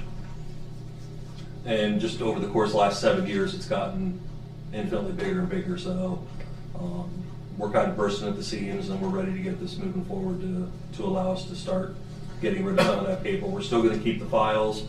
We're going to have the disc. We're going to have all the audio, video recordings, things of that nature preserved as well that are on digital media.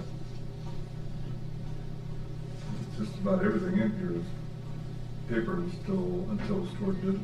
Yeah. Okay. Get rid of that paper. Once we get it on this, on that's going to be a whole lot easier to find. Yeah. Oh, yeah. That's certainly our goal. Now they're sitting out in the hall. That's true. And the only reason the History Connection would not approve this is if they felt something was historical and that you needed to see it. And yes, but I think what they tend to do more often than not is if there are certain documents that they feel are historical, rather than deny the request, they would take possession of those documents for their own purposes.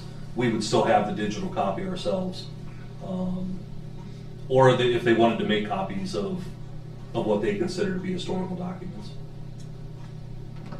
So do we want to do a vote then I'll make a motion. to approve? Yes. I'll second. All in favor? Aye. Opposed? That was tough. I will email this today if they accept emails. Okay, thank you very much. I appreciate that. That didn't hurt. No. That's pretty quick. When the lawyer writes it, it's probably right. Well, At least you have somebody to blame. that's why we have to approve everything. Yeah. All right, thank you.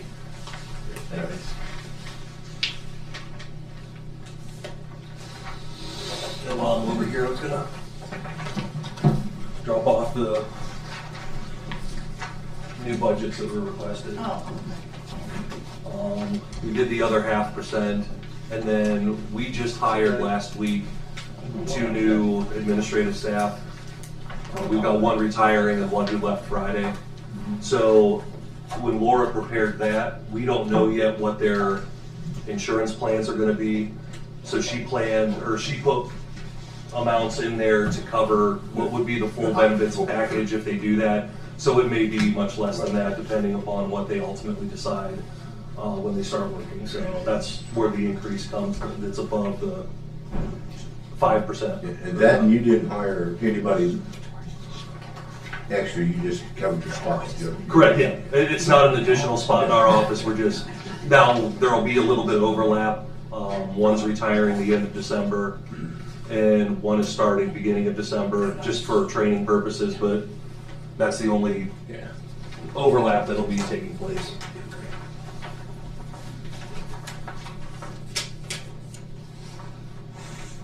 And I got the stuff that was sent to me this morning from David, Yeah. and I don't know, I had some questions about it because I'm not sure. Let's connect. Okay. I kind of agree and disagree with some of the stuff you had in the email, but That's why we sent it to you. I don't know if you guys want to set something up to go over it, or what steps you want to take next, or I don't know how urgent this is, so. I'll connect with you. Yeah, just let me know, and we've already started doing some digging around into it, and I think I've got the answers. It's just a matter of what the ultimate goal is. Yeah, I figured that'd be easy to discuss that too, then type it all out. Yeah. So, But yeah, we're ready whenever you guys are for that topic. Yeah.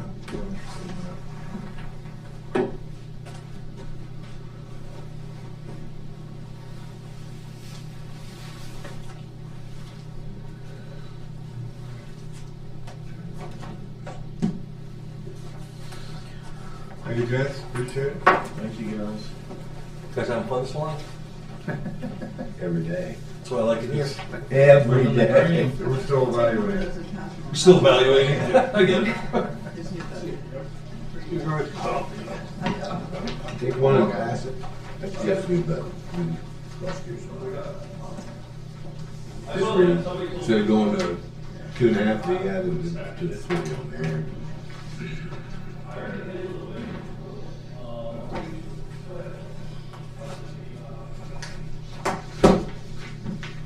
Well, Tom's gonna bring, Timbits. Getting hungry? Well, that's, usually every time he comes in here, he brings Timbits. I was just hoping maybe he's gonna bring some in the house. He does like that glass of milk.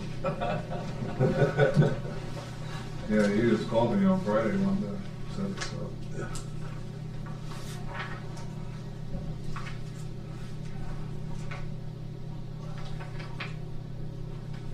Is he out there or? I haven't seen him come up through here.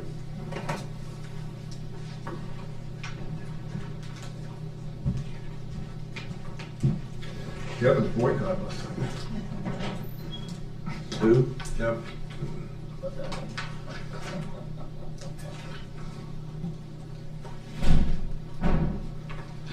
I apologize to him when I was mean to him. Didn't get out. I think you're the big reason why.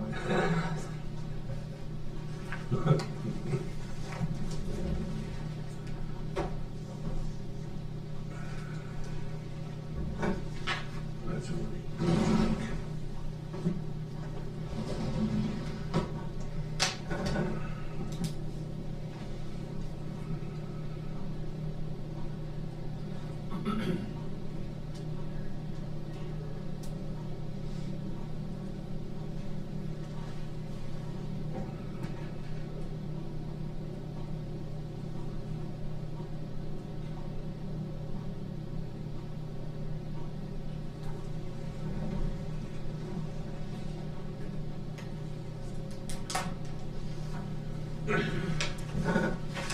I kind of figured we'd have a full house this morning. Four?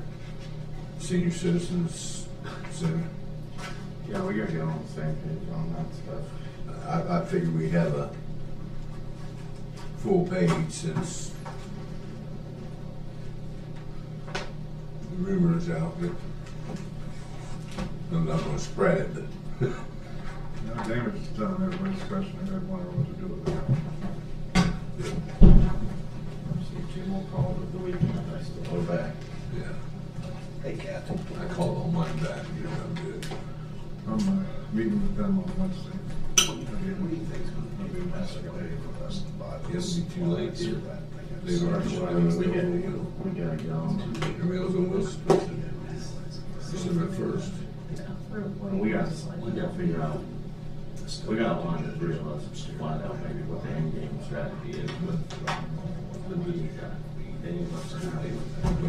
My end game is, let's get out of this contract with them and not deal with it because it's more ahead of anything than really that contract is. No say so, no say. It's a work, it's not, like I said, it's it's more waste type of that thing, you know, than what it's worth. I mean, it's just, we got no authority, no nothing, we don't give them the, you know, they're supposed to send us paperwork, and that's it, but that's all. I just, Well, that's what, I mean, on the Meals and Wheels thing, it's hard for me not to get hot under the collar when we just had that conversation with them 2 weeks ago. We asked them point blank what their plan was. right. And now, I don't know what's true and what's not. But there's constituents from everywhere that have been calling me and saying, Yeah, that's, this and that, and they're worried about it. Yeah. And I don't really know what to tell them at this moment, because I don't know what's true, what's not. And That's- at the end of the day, we just asked them That's 2 what we weeks can't- ago, and they said. I can't get all hysterical deal with rumors. yeah, that's why, you know, that's the people with me, they called me and I talked to them. And I told them, I said, I really got, you know, we've got no control. I said, but during the meeting that we had with them on the budget, we asked them about services not being shut, and they said no. They didn't say yes or no, because they just, more, and I thought they just passed it on more than anything. And like I said, and I was out there last Wednesday and talked to them for a half hour, 45 minutes before we served the meals, and it was never brought up to me that they were I don't think it is. losing I'm any not services. believing that, Yeah, so, because I talked to them last week and that was not mentioned. yeah.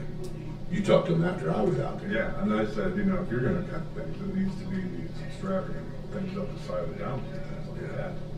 But Meals on Wheels, you can't cut that.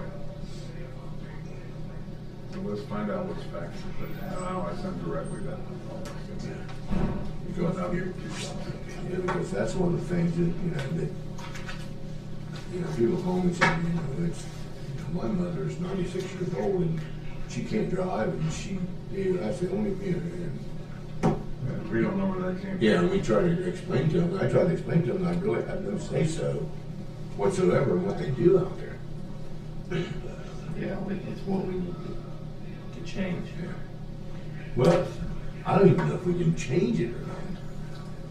It's a private organization. Yeah, but the We can tax change dollars the are not. contract, we can change Yeah, it. They We're can change. mutual agreement. Yeah, but if they say no, we're just in the same spot we are now. They really don't have to abide. We don't have to give them the tax. Yeah, well, I was just gonna say, we don't have to back it up. Or it's not even backing the levy, the dollars that are already supported to the levy can go somewhere else. I mean, I'm not gonna give another $1 million to an entity that has behaved in the way that they have. Just look alone at how long it took them to come in here. Just to present the documents that they should have been sending over the course of a decade. And when it comes to responsibility for the loss of the levy, I'm not buying that it was just people out in Adelphia and Bainbridge. They definitely organized and raised awareness of this issue. Right. But the issues that they pointed out are legitimate. And the voters made the decision that they made. Right. And My thing was, even if, I don't think any levy would have passed. This thing, when you got your property tax, it get everybody's That's all talking about about I mean, this is a dynamic situation. Yeah. But I mean, you know, not passing a levy didn't correct the problem. No. That's It hurt more than helped. So I'd be more interested in looking what fixes this. Right. Rather than future retribution.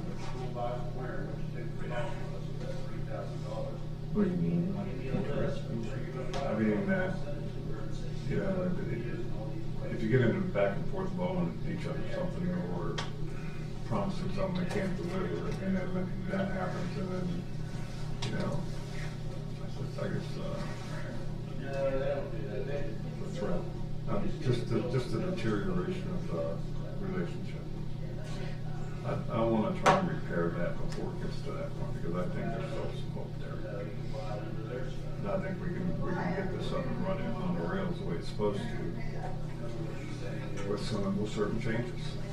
Yeah. So I want to try that first before we just throw in the towel.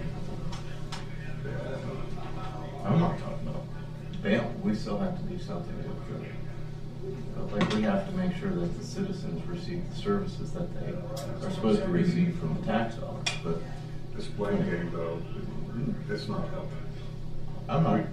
I'm not talking about blaming, I'm talking about the leadership of that organization, the board of that organization, who we have no control over whatsoever. The people who are not blaming them, but I'm talking about by authority who are responsible for the situation that led to where we're at. I mean, if we don't have any control, then we're not the ones who are directly responsible. But there was a board and directors, executive directors, who contributed to years of what we're into today. Fine, what do we do about it? That's where I'm at. I think there's all sorts of creative ideas. I think there's too. And sitting here and just re-uttering what went wrong, fanning the flames, I don't think it's a good tactic. I think we need to see if we can come to an agreement and fix it, and if we can't, we can't. That's real simple.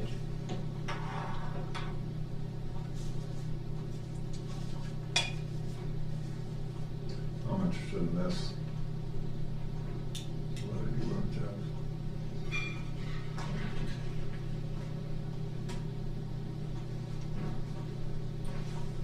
That's not going on the right road either.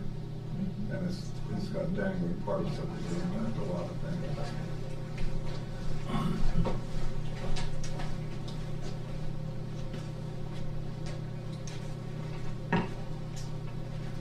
Bill, is Tom out there? Yeah. Not here?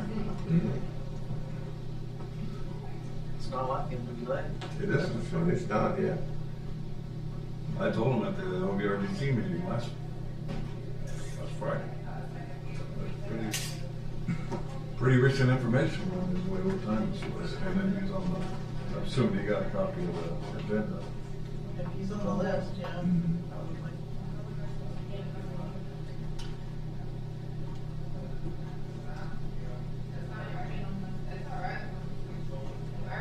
You could find a place to park. That's everything. Maybe he left because he Tell him. opened the door.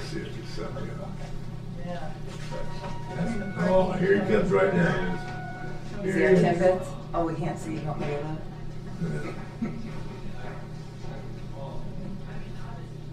That's probably why he was late. Told you. Look here, look here. Yeah, you're 3 minutes late. Look here, in the box. And the What'd I 10 tell minutes you? aren't gonna. What'd I tell you? Every time he comes in here, yes, he does. So, does this make up for me being late? That's why you were late, right? Well, that's part of it. The other part of the reason is I can't get into any of the doors that I used to go in. No, that is probably part of There it. you go. You go first. But I understand that as well. I'm going for a chocolate one.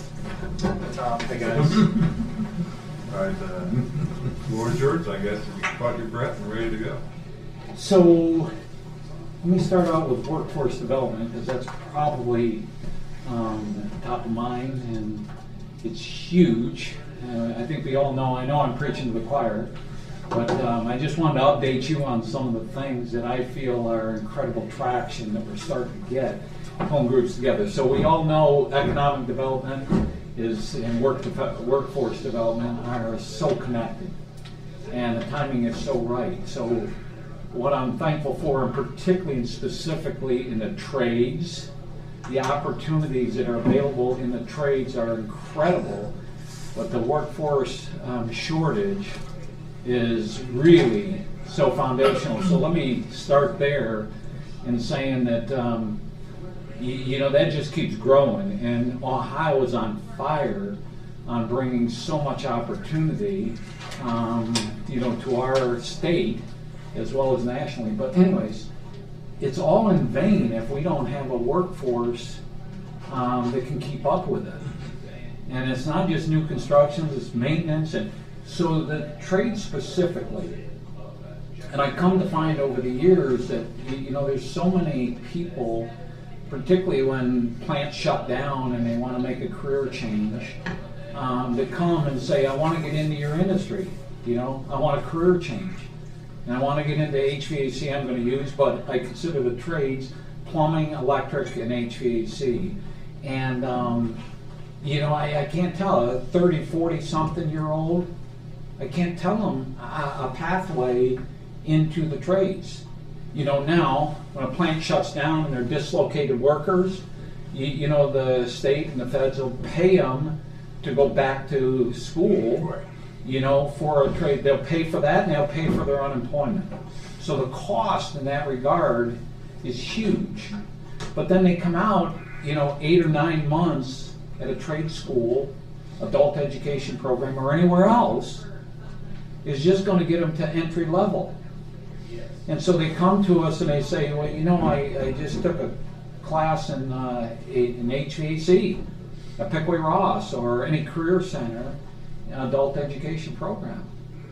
And I say, well, that's great, but what I've come to see is you at a minimum are entry level. And, you know, there's no way that I can pay you. So, you know, in that plant that they're working for, you know, they're making $40, $50 an hour. They've got a house, they've got a family, you know, they've got all these expenses. And I'm saying, okay, entry level, best I can do is now maybe start you out at $20 an hour, or $15 an hour, you know, whatever. Now, what I also come to find that I throw in there is they aren't necessarily willing to and can change their attitude, you know, that what it's like to work in the private sector and or, you know, in an environment that requires them to have a really good work ethic, have an attitude of learning, you know, but they're way behind the curve because now they're, you know, 34 or something. So the point that I'm making is that at best they're entry level and it doesn't work. So for a long time we've been saying, can we work together, education, legislators, the public sector, private sector, and education work together in preparing these people that want to move into the industry. And what I'm coming to find is it's got to be a 4-year work study, i.e. the apprenticeship model. That I many times say the unions have perfected that. Now you can say and, you know, I use that term. In certain areas they have perfected that. You know, sheet metal, large sheet metal. You know, pipe. You know, so they built these guys in a 4-year, they've developed them, they've trained them. So it's work study and it's 4 years. And I've come to find you break that down and it's 20% classroom, you know, and learning the theoretical side of it, water flow, refrigerant flow, whatever, the mechanical, technical side of it. Because the people that are entering, you know, our industries, the trades industries, want to work with their hands. They're not college bound, so to speak. They get bored real quickly and shut down in the classroom. So the main 80% of their development is on the job training with a really good mentor. And they're working with that person. Okay, so that's the principles that I see behind a strong apprenticeship program. You're talking like what Lancaster's got. Pardon me? You're talking about what Lancaster's got. That kind of apprenticeship. Lancaster doesn't have it. Didn't They're they? beginning it. Go ahead. Didn't they change a building into a school that was right next to the workforce? Yeah, we'll get into that, Jack, because that's why I wanted to talk to you guys. So when I break that model down, so it's the 4-year work study that I see that needs to be done on the adult programs for these career centers, okay? That model. And then I'm all about breaking it into 2 issues. The same thing in the vocational schools, that goes to 4 years. Right now it's 2 years. We have worked for years with Pike County Vocational School because they've had a vocational program. Okay, they used to call it shadowing. In their senior year, the better students that had their grades in line, in their junior year, and they're getting their basic, subjects to get a diploma, and then they're working the vocational part of it in, they can start coming out on what they used to call a shadowing program. So they come, and we could hire them during the summer and pay them during the summer. And then as seniors, if they were keeping their grades up and so forth, they could come out and shadow with us. But when they called it a shadowing program, we couldn't pay them during the school year. Now they've moved that to an intern model, which is working really well. And their senior year, they can come out and we can pay them, and then of course we can employ. Now, and that's an interviewing process that we can find out from them. Are you really serious about this? They can see if they really want to be in the trades. And we can see, and by the way, if they are good and they're the cream of their crop, so to speak, we're going to employ them. We're going to start paying them, and then we're going to employ them. And we're going to continue their education and their training. So I'm going to set that one aside, because that one's getting a lot of traction right now. And Jack, I know you've worked with the vocational school, so this resonates to you. So, but I'm just going to stick to. So when I break down that apprenticeship program, and again, all with the idea that private sector, government, and education need to come together. So now we've been trying to work with educators, as you guys know, for years on both. Okay, so I'm going to take that one and what they have over there right now. So I break that down and say, here's what I see within that apprenticeship model. Private sector has to come up with the curriculum, and we need to use our associations, and that's what I'm working hard on in the HVAC side of it. They've got to come up with it. They've already developed it. ACA, our National Association, Air Conditioning Contractors of America, they have the curriculum. Let me take a little leap here, and then I'm going to come back. IEC, Independent Electrical Contractors, National Association, got together with IEC of Central Ohio, and they started out by helping them with the curriculum. IEC of Ohio, which is up by the airport, Central Ohio, they took that curriculum and perfected it even further. And okay, so we've got to come up with a curriculum. We've got to help with and vet the instructors, okay, or supply the instructors. And by the way, I see that as a huge opportunity for people in our trades that, they can't do the physical work anymore. Just like sports or anything else, there's those that can play and there's those that can teach, but we need to help with either supplying and or at a minimum vetting out those, okay. And then what I see government doing is helping offset the cost of those apprentices. And then number two, providing the facilities, which in many cases have already been paid for by taxpayers. The underutilization of school buildings that have already been paid for can be the answer to that. Or what happened over in Fairfield County is the commissioners purchased that building. We've been working with them in Fairfield County and through and with WIOA, as you guys are familiar with, to develop a program. With that. So we've been working with Hocking Tech over there, or we work with the schools and the educators on that. Now, two things. Right now, the curriculum is very weak. They're using NCCR. They're using educational, okay? And Jack, you know this from working. And then, so over there, we are working with them through WIO. And as we speak, we're helping them with their curriculum and we're rewriting it with them, with Hocking Tech, to try and get that curriculum nailed down. but it's a work in process, and that is starting to work. I'm gonna take a little bit of leap, and if it feels like I'm getting off on a rabbit, then let me know and pull it back. But I went with our ACA group about a month or two ago and met with our legislators in Washington. And with all of the representatives, I'm pitching workforce development was our number one of 4 things. Okay. And it was received really well, the whole apprenticeship model. They also indicated, and then they lined us up with a meeting, a couple of us, so the meeting with the Department of Labor. So we're able to pitch it to them.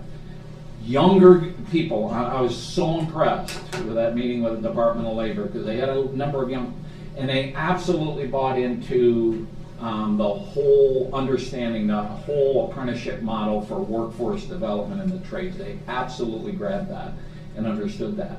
What they also said, though, was right now with the budget issues that they're having, and I shared with them what Ohio did with Tech Cred under then Lieutenant Governor Husted, who got that started. No other state that I'm aware of in the country has that incentive already embedded, except Ohio. And then, but what also I saw was the Department of Labor was saying because of the budget, they don't, the challenge is there, they don't see the feds coming out with any more money to help offset that cost of apprentices. But Ohio, I also see Washington pushing a lot of things back to the states. So do we.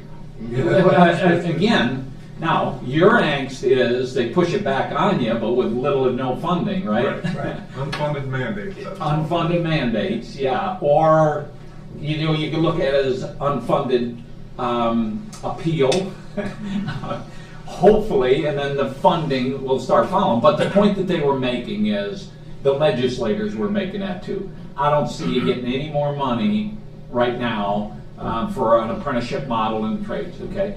But what they said is there are other sources, and specifically they talked about WIOA sources.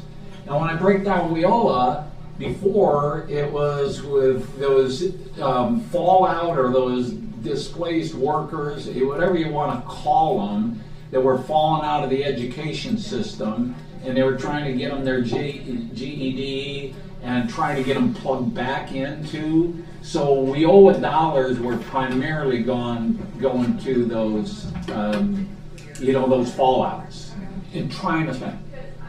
I don't want to sound critical, but in my mind, I was on the Board of Education for 30 years. And all the time I'm seeing, and I'm all about mainstreaming, I'm all about taking care of special needs. Don't get me wrong on that. We need to do that. But what I kept saying is, what about these gifted and talented kids? So less and less attention on the gifted and it wasn't popular, and I probably didn't articulate it well. And many times I was afraid because I felt like I'm always swimming against the tide, so to speak, and trying to work with educators and not to sound critical, but to try and help them. But I kept asking that question because I see us dropping programs. We're not paying attention to that gifted and talented. So I kind of saw that when they asked me to get involved with WIOA. Is that okay? WIOA dollars are going to these drama. What are we doing for the that workforce that wants to get it and is on track for it? So now I'm seeing glimmers of hope when I see WIOA dollars, and this is really a good model that they're beginning to see, and what the Department of Labor was saying. We can get more monies to, things like you're talking about, that apprenticeship model and that training of those, the people that really want to get into our industry. But we don't have an answer right now because we don't have a comprehensive apprenticeship model. Fairfield County is, in the beginning, Well, the challenge is the curriculum and the instructor, just like we found out before. But that's a work in process, and we are making, so the commissioners apparently bought that building now, and they're developing, and they really are setting it up for labs and for now, because the trades have gotten moved up. We had trouble getting that even in the top 10 of needed industries, all the way down to, I'm hearing and thinking that it's in the top 5 now. And in my mind, it's huge. The opportunities are so huge in the trades, but it's all in vain when we create interest. And just like everything else, Jack, you know this from the vocational school, we try and get down to the middle school people. I just went out to Pickaway Ross last week, the week before,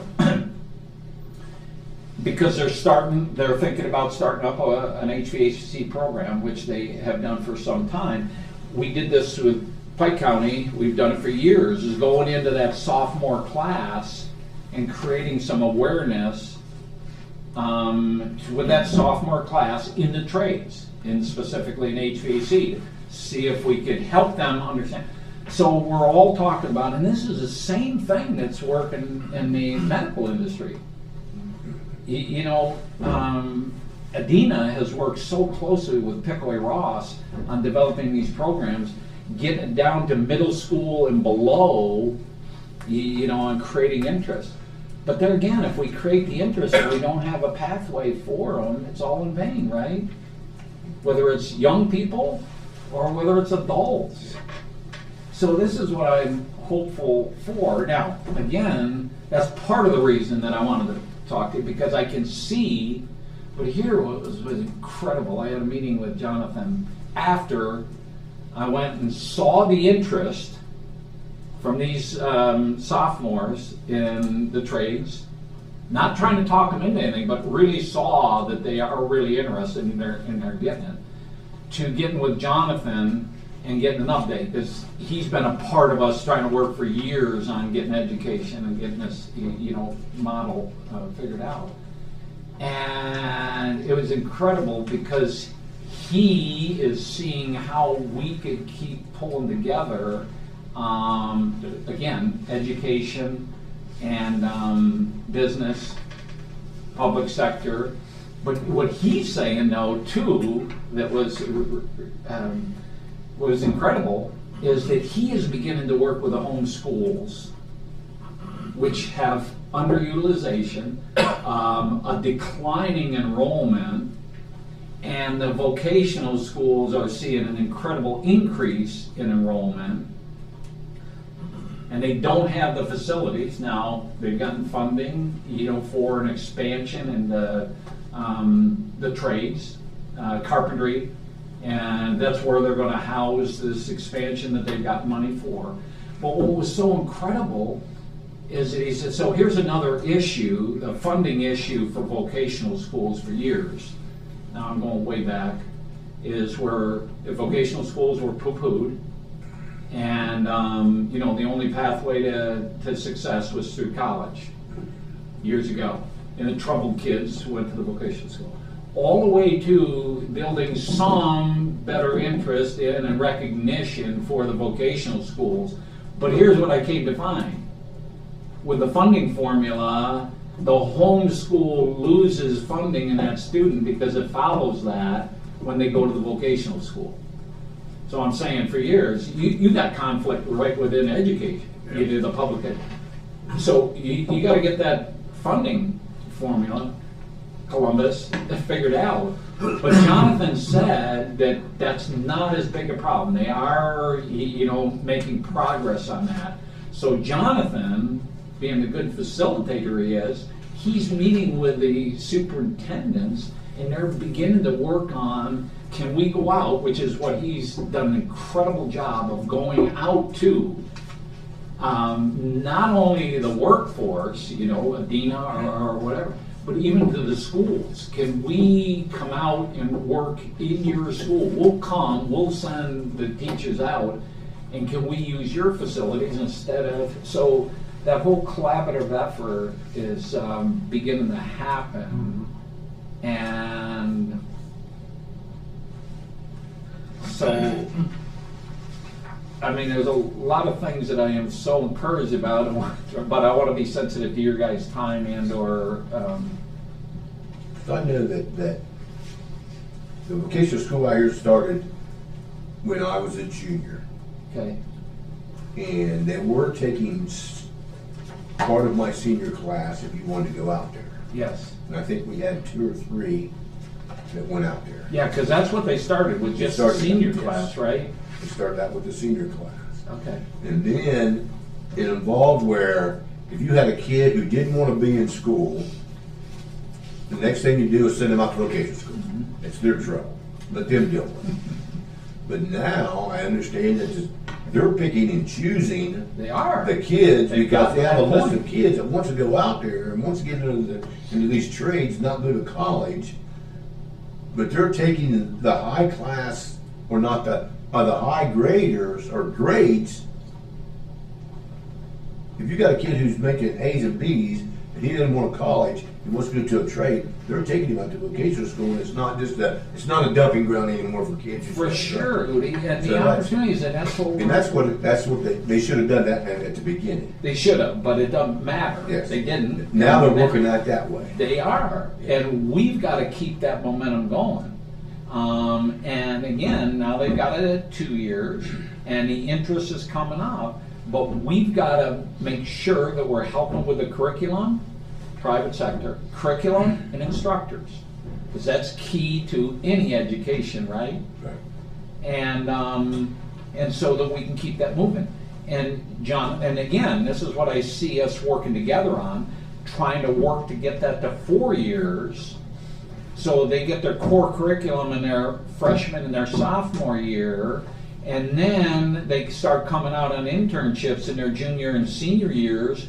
We pick it up, we're paying them, so they're going to school and they're getting paid, which is the whole apprenticeship model, and then we pick up their continued education all the way. Now, here's the other part of it that we're working on is get the accreditation, which we don't have, get the accreditation down so that it can move to the secondary schools and or both 2-year degree in CAD and project management. So those credits, just like the credits now, that they can get college credits in high school. Same thing for our trade industries. And again, I would argue the same thing. I think it's already happened in the medical industry, that they can start working on their nursing program, right? In their junior and senior year, they can start taking classes that are gonna transfer even outside of their vocational training, that transfer into secondary schools, and they continue their degrees. But the point is, if we get them started in those vocation, that's after high school, your free education stops, right? Yeah. And that's what we're trying to help encourage these guys. That's what's the beauty of the apprenticeship program. That you can start, but for the government and for everybody else, we as the private sector will pick up those charges of continuing to train that person. In our business, I need CAD people, I need engineering people, I need engineers, But we'll continue to pay for their education. We'll start picking it up in high school if they can get that program going, or at least pay them, I'm saying.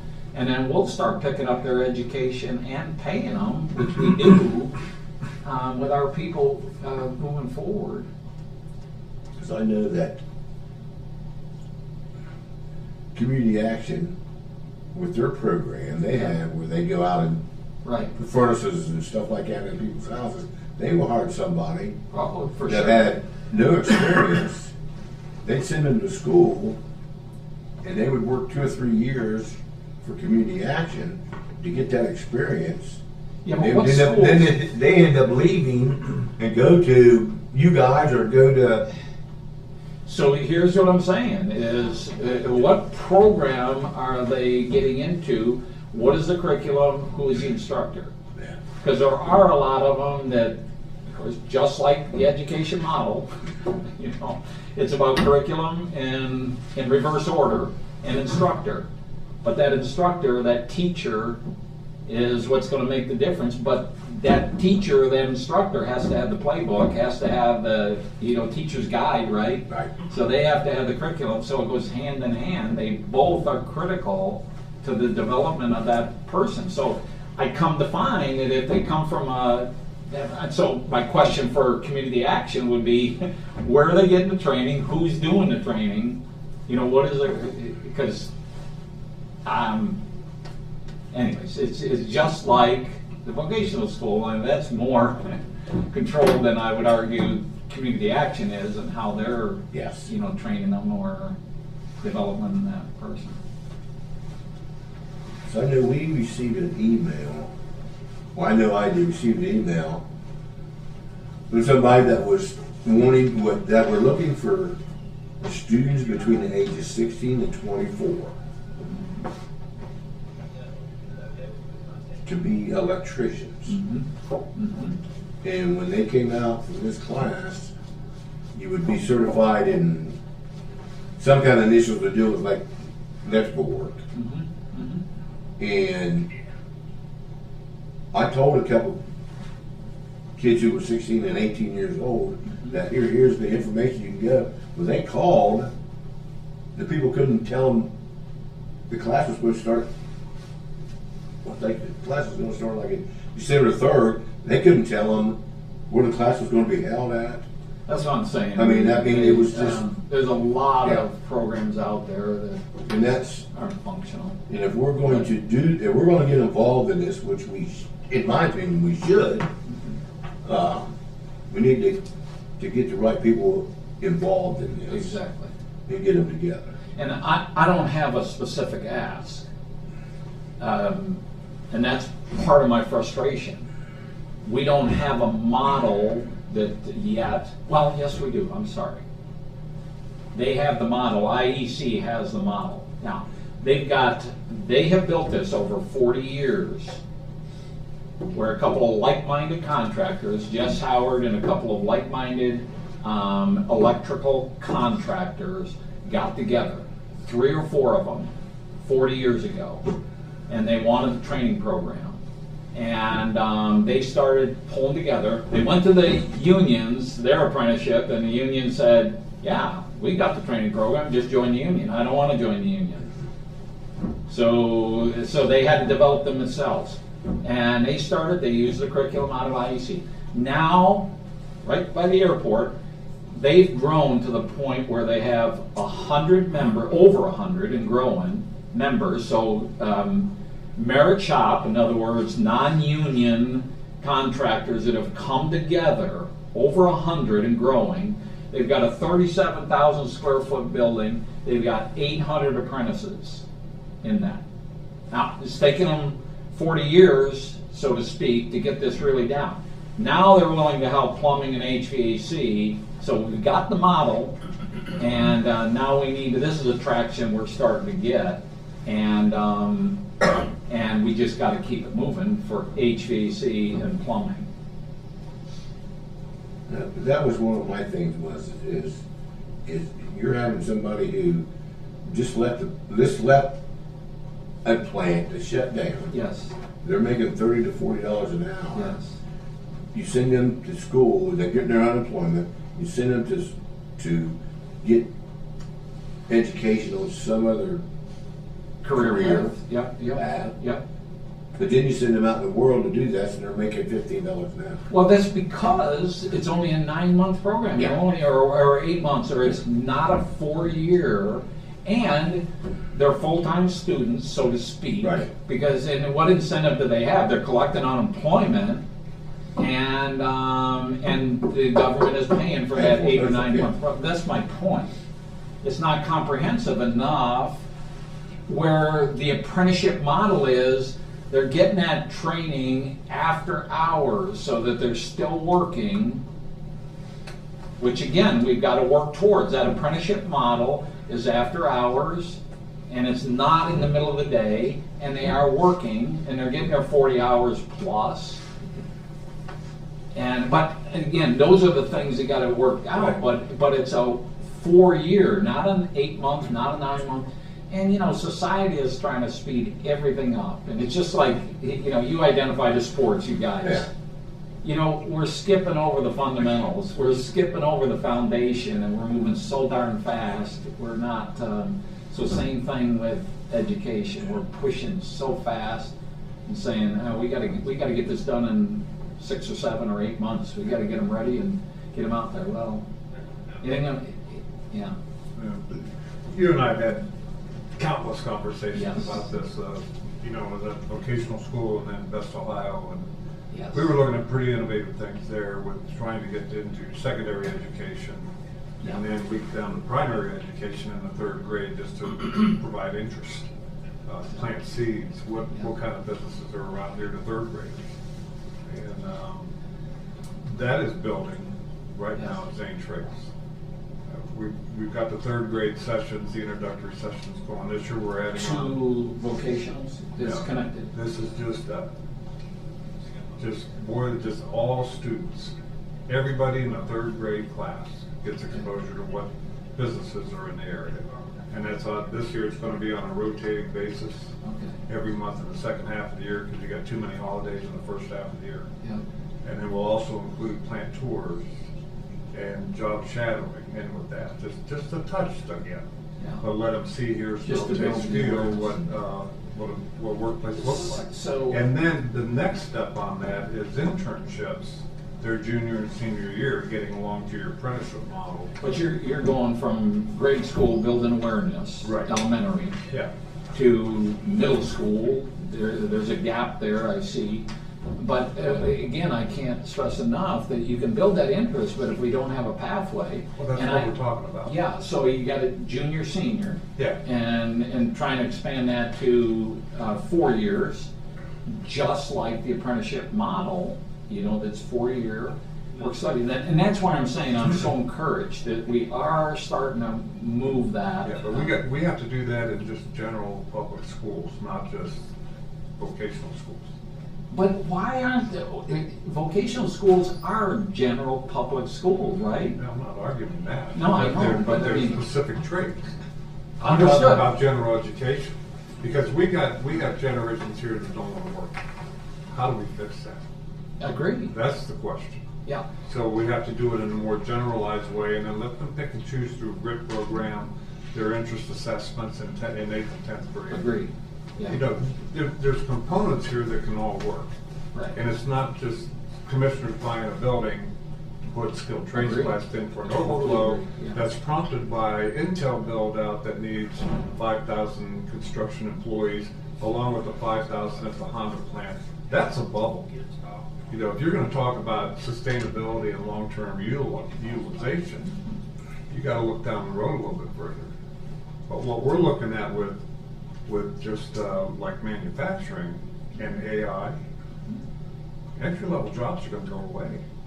These kids are gonna have a higher level of competency coming out of high school. Totally understand.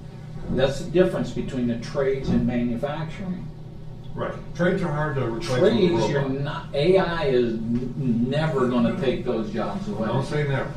Well, not in my life. iRobot, man, just watch that stuff. You'll see what I'm I hear talking you. about. No, I hear you. I hear you. But Yeah, we don't know what's coming. Yeah, we don't know. But what I'm saying is that we've got to, though, get the pathway developed, and we've got to pull together with education, business, and government all working together. Well, that's why I was so happy to see the Department of Education include workforce. Agree. That was a critical step, because they don't serve the next customer, which is the hiring businesses post-graduation. There's no, I mean, I sit with the ESC and talk about this ad nauseum. They have to have a business advisory council. They have to know what businesses need. And it's really education that's got to make this scoot over. For sure. Because they waste so much time teaching useless knowledge. I hate to say that, I'm on camera right now, but it's the truth. That is the truth. That They is the need truth. life And skills. That's And why we'll get better citizens. Yeah. I think when I think of workforce development, I think everything that was touched here is important part of that conversation. And I see opportunities there. I think Jonathan Davis at the Pickaway Ross Vocational School is great, and I think plugging in folks like you, Tom, to that conversation is important. You know my experience prior to earlier in my career working in Pickaway County. Jonathan at the time was the superintendent at Circleville prior to being the superintendent here in Pickaway Ross. But I think of the infrastructure, it's not really the real word, but like the entity with the infrastructure to make these connections. And I look at what Pickaway County has with Pickaway Works, where they are doing just exactly what we're discussing here, where they're plugging in the educators and making them more informed about the opportunities that exist for students down the road.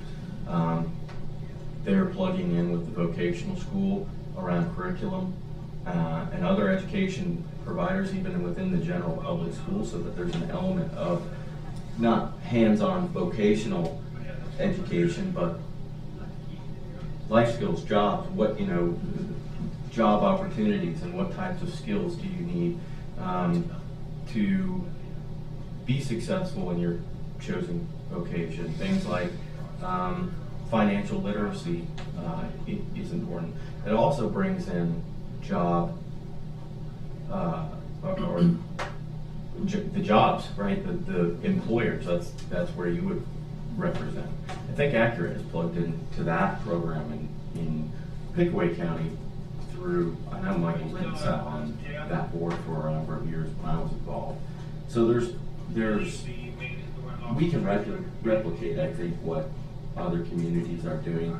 I'm a little familiar with Fairfield County.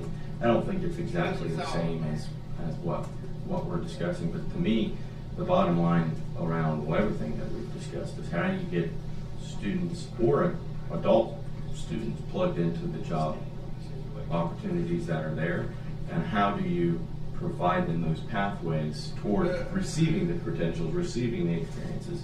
And I think what you're describing is part of so it's two. You got to break it into adult education. What they're doing in Fairfield County right now with the commissioners buying the building and all that is adult education. And all I'm seeing is that we gotta work with that, and again get that into a 4-year model like I just described. And then it's the vocational, because that's the feeder also. The vocational schools, it's feeding them in at a younger age. It's just like any of these initiatives. We got to try and move them up the curve so that we're building it at the lower level. At the same time, we're trying to play catch up with the shortage, in some of these trades. And no pun intended, or not just trades. This is for all industries, the medical industry, all these industries that have growing need for people. That we develop this model to, whether you call them dislocated workers or people, adults that want to make career changes. We got to give them the pathways there, and we got to, and then the same thing at the K-12. And again, when you peel it all back, I come to see that it's about getting people to work together. For this, and that's where I'm optimistic that there's, I see a lot of pieces coming together, a lot of people starting to come together, and a lot of pieces coming together that are the building blocks, to these things. So I think I'm out of time. I've got 1 minute. And thank God we got to talk at, so the other one that I wanted to talk about is the infrastructure, on 23, and Jack was at the OVRDC, because what I see is that that's part of what, and a lot of that money is Appalachian money, and that's what OVRDC does, is give monies towards infrastructure. So we're talking about what we need out of the northern tier, whatever you want to call it, out of that 23 corridor. because the growth is absolutely coming, is that we can be shovel-ready, if you will, and it's gas and sewer right now. We got water out there, but those three things are what we've got to keep working together. And I was encouraged by what I heard from Jack, that Yeah, the gas might be the end in sight, and then sewer, if we can. And I just think on that one, that's probably I mean, it's a weekly discussion, though, it's a priority of ours is to get ready for that. Well, I appreciate what you guys do, what you're doing, what you've done, what you're doing, and I look forward to, you let me know how I can be of help to you guys, because one of the things I say is I hope God never asks me to run for politics, because I'm trying to be obedient to God's doing. But I want to support good people like you guys, and anything I can do to help. Thank you, Tom. Thank you, sir. Okay, Thank you, David. Yeah. All right, do we want to recess? I will make that motion. We always debate as an adjourned formal, but yeah. Yeah. That motion.